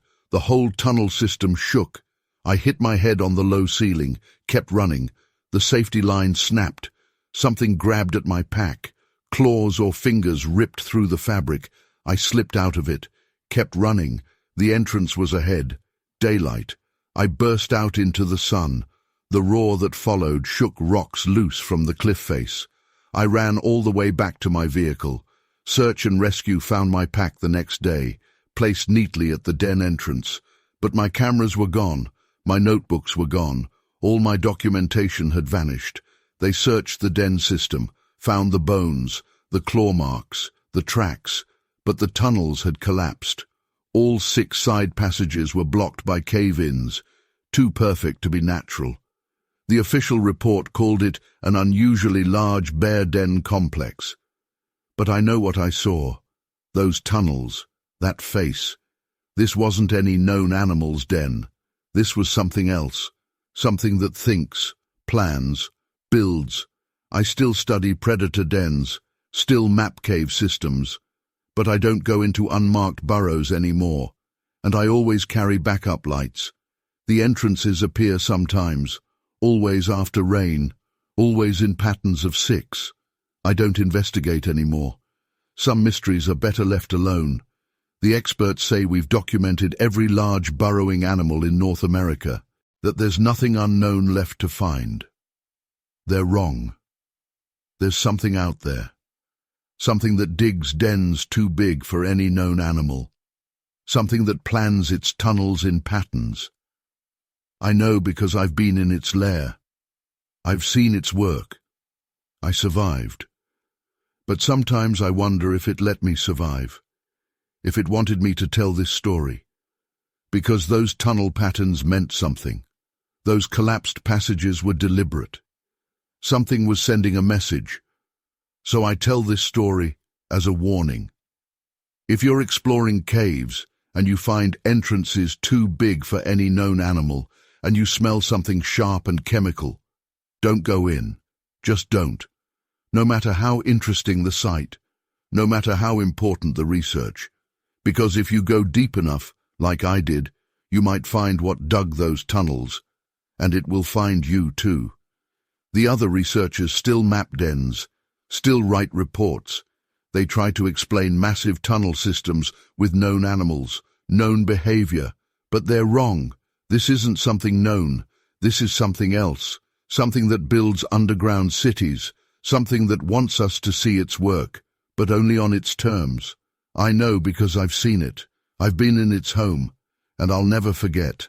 So if you're in those mountains, and you find burrows too big for any known animal, and that chemical smell hits you, don't explore. Just go, because something is already exploring you, and it's deciding whether to let you leave. Story 21. I am Dr. Fatima Hassan, marine biologist specializing in pinniped behavior.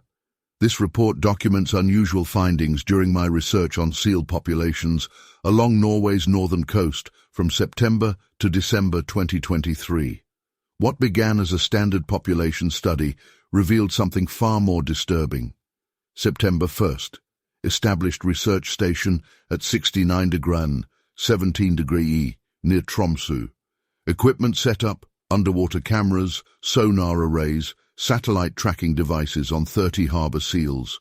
Standard configuration for long-term behavioral study. First anomaly appeared in the tracking data on September 5th. 3 tagged seals vanished simultaneously. The signals didn't fade, they cut off instantly. Location: 2 kilometers offshore, 200 meters depth. Water temperature dropped 10 degrees in that area within minutes. The remaining seals changed behavior immediately. They abandoned traditional hunting grounds, avoided deeper water, stayed close to shore in tight groups. Heart rate monitors showed constant elevated stress levels. All signs pointed to a new apex predator in the system. September 10th. First underwater camera capture. Something triggered camera number 4 at 180 meters depth. The footage showed a large shape moving with deliberate precision. Size estimate based on reference markers, 4 meters long. The movement pattern wasn't cetacean or pinniped. The sonar data was worse. The creature's echo profile didn't match any known species. It moved too fast for its mass. Changed direction instantly without losing speed. Demonstrated maneuverability that violated known principles of marine locomotion. September 15th. Lost 2 more tagged seals. Same pattern, instant signal loss, localized temperature drop, abnormal sonar readings. Found 1 tracking device on the beach.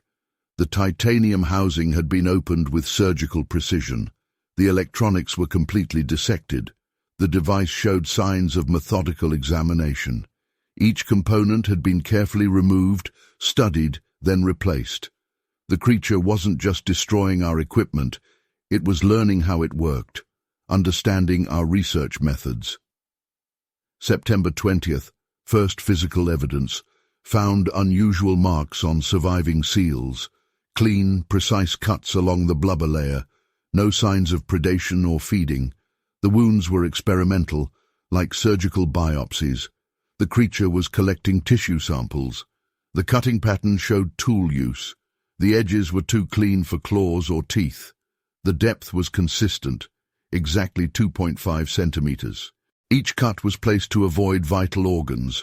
This wasn't hunting behavior. This was scientific sampling. September 25th, deployed underwater microphones.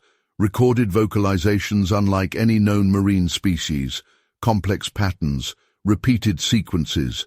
The sounds showed mathematical structure, prime numbers, Fibonacci sequences. This wasn't animal communication. The creature began mimicking our research boat's sonar, perfect reproduction of frequency and pattern. Then it started modifying the signals, showing us more efficient ways to map the seafloor. It was teaching us, improving our methods. October 1st, found its observation post. A cave system 30 meters below surface. The entrance showed tool marks, Inside, collected specimens, seal tissues preserved using advanced techniques. Our equipment parts arranged by function. It had created an underwater research station. The cave contained more evidence of intelligence, carved maps of ocean currents, mathematical formulas describing wave patterns, tools made from modified whale bones. The creature had developed its own marine science, refined through generations of study. October 5th. First direct contact. I was doing underwater photography at 20 meters depth. Water temperature plummeted. My electronics failed. That's when I saw it clearly through my diving mask. Physical description. Body length 4 meters. Humanoid torso with seal-like adaptations. Strong arms with webbed hands. The face showed clear intelligence. Large eyes adapted for deep water, but forward-facing. Expression was unnervingly conscious. It carried tools, sophisticated designs adapted for underwater use. Each tool showed signs of progressive improvement. The creature had developed its own technology, perfectly suited to marine research. Some devices seemed to manipulate water pressure and temperature. October 10th. The creature began active communication, left modified versions of our underwater cameras near the research station. The new designs worked better than ours, could function at depths that should have crushed them. It was showing us our limitations. The modified equipment captured extraordinary data, showed marine behavior patterns we'd never detected, revealed migration routes that followed deep ocean currents. The creature was demonstrating how little we understood about marine ecosystems. October 15th, full contact. The creature approached our research vessel during a storm, spent hours examining our marine biology equipment, modified our sonar array, improved our tracking devices, then disappeared, leaving us with technology we barely understood. Its intelligence was undeniable. It comprehended our research methods instantly, then showed us better techniques. Its knowledge of marine systems far exceeded our current science. It had been studying these waters for generations. October 20th. The pattern expanded. Reports came in from other research stations along the Norwegian coast. Similar creatures sighted, similar equipment modifications, similar demonstrations of superior knowledge. They were revealing themselves systematically.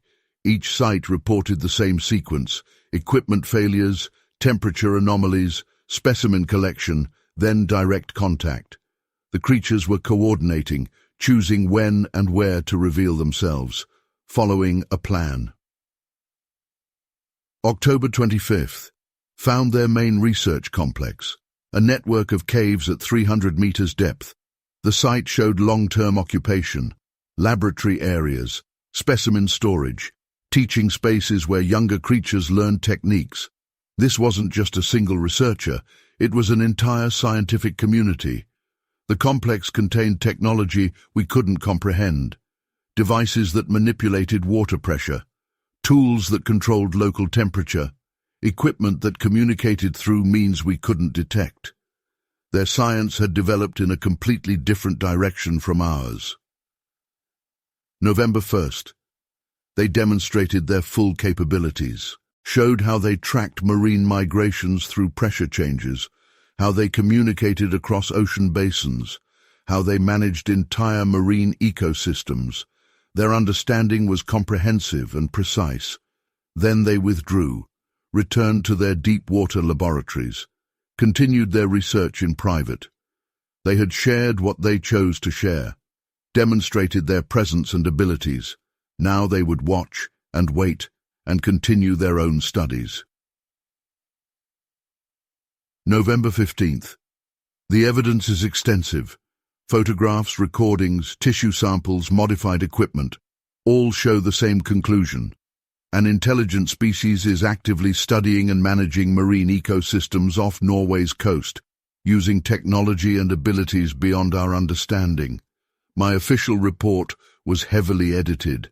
University administrators removed the most dramatic findings, listed the creature's activities as unknown cetacean behavior and equipment malfunction. But the evidence exists. The creatures made sure of that. That section of coast is now restricted for ongoing marine research. Research vessels request different areas. Local fishing boats avoid the deep waters. They've learned to recognize the signs. Sudden temperature drops, sonar anomalies, missing equipment returned with improvements. End report. Dr. Fatima Hassan, Marine Biology Research Division, University of Tromsø. December 1st, 2023 PS. The research continues. The creatures maintain their laboratories, study the ocean, monitor our activities. They reveal themselves when they choose, share what they choose, on their terms, at their pace, for their purposes. The deep waters belong to them. We are merely visitors in their domain. Story 22.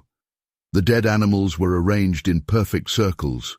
Predators don't do that. My name is Lars Eriksson. I'm a wildlife guardian in Yellowstone National Park. I've dealt with predator kills for 20 years, but what I found during my patrols last winter challenged everything I knew about animal behavior. It started with routine reports of unusual animal deaths near the North Range. I'd checked hundreds of predator kills before. This was different. The first circle appeared on January 15th. Temperature was -5 Celsius. Fresh snow covered the ground. I found 5 elk carcasses arranged in a perfect circle, each one positioned exactly 12 feet from the center point. I measured the distances. They were precise down to the inch. The kills were fresh. Steam still rose from the bodies in the cold air. But the way they died was wrong. Their necks were broken, not torn, not chewed, just snapped cleanly. It takes massive force to break an adult elk's neck. I documented everything, took photos, standard procedure. The smell hit me then, sharp, chemical, like wet fur but worse. It burned my nose and eyes. My radio crackled with static. More circles appeared over the next week, each one larger than the last, each one perfectly measured. The third circle had 8 carcasses, mix of elk and moose, all killed the same way, broken necks, no bite marks. The spacing between bodies was exactly 15 feet this time. Perfect geometry. No animal does this. This was planned, deliberate. I found the tracks on January 20th. They circled the kill sites. Huge prints, 18 inches long, almost human-shaped but wrong. The stride length between prints was over 6 feet. Whatever made them was big, really big. And they were fresh. Steam still rose from them in the cold air. Something moved in the trees, something tall. I raised my binoculars, caught a glimpse through the branches. 8 feet high at least. Dark fur, wrong shape. It turned its head. I saw its face for just a second. I dropped the binoculars. The chemical smell got stronger. My eyes watered. Heavy footsteps circled through the trees. The ground shook with each impact. My radio burst into static, a rhythmic pulsing, like breathing. I switched it off. More movement, different directions now. They were coordinating, herding me. Every path I took I heard footsteps, saw shapes moving between trees. They pushed me toward another circle of carcasses, a fresh one. 12 bodies this time, still warm. The chemical smell was overwhelming. Something stepped into view, right at the edge of the circle, tall, much taller than me.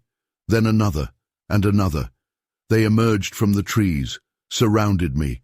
I stood in the center of their circle. Their faces, I ran, burst through their line, heard roars behind me. The sound hurt my ears. Heavy footsteps followed, many sets, running fast, too fast. Something grabbed my jacket, claws or fingers ripped through the fabric. I slipped out of it, kept running. The ranger station was a mile away. I ran the whole way. The roars followed. They shook snow from the trees. I slammed through the station door, locked it. For hours they circled the building, heavy footsteps on the wooden deck, deep breathing at the windows. Backup arrived at dawn. They found my jacket, placed precisely in the center of a new circle of carcasses. The tracks were still there, the circles still perfect, but the official report called it unusual predator behavior. They blamed it on wolves, on bears. But I know what I saw. Those circles, those faces. This wasn't normal predator activity. This was something else, something that thinks, plans, creates patterns. I still patrol Yellowstone, still check predator kills, but I don't investigate circles anymore, and I carry a bigger radio. The patterns appear more often now, always in perfect circles, always with precise measurements. I document them, file reports, write wolf activity on the forms. But I know better. The experts say we've documented every large predator in North America, that there's nothing unknown left to find. They're wrong. There's something out there, something that arranges its kills in geometric patterns, something that hunts in coordinated groups. I know because I've seen them. I've measured their work. I survived. But sometimes I wonder if they let me survive, if they wanted me to tell this story. Because those circles weren't random. Those measurements were exact. Something was sending a message. So I tell this story as a warning. If you're in these mountains and you find dead animals arranged in circles, and you smell something sharp and chemical, leave. Just leave. Because whatever made those circles is still there, watching, waiting to show you what else it can create. The circles get bigger now, more complex. Something is getting bolder, making its presence known. The other rangers still investigate kills, still write reports. They try to explain perfect circles with known predators, known behavior. But they're wrong. This isn't something known. This is something else, something that creates art with its kills, something that wants us to see its work, but only on its terms. I know because I've seen them. I've been inside their circle, and I'll never forget. So if you're in these forests and you find carcasses arranged in patterns, don't stop to investigate. Don't take pictures. Don't measure the distances. Run, because something is waiting to add you to its next masterpiece, and you don't want to be there when it starts creating. The chemical smell gets stronger every winter, the circles more frequent. Something is claiming territory, making statements. I file my reports, take my measurements, write normal predator activity.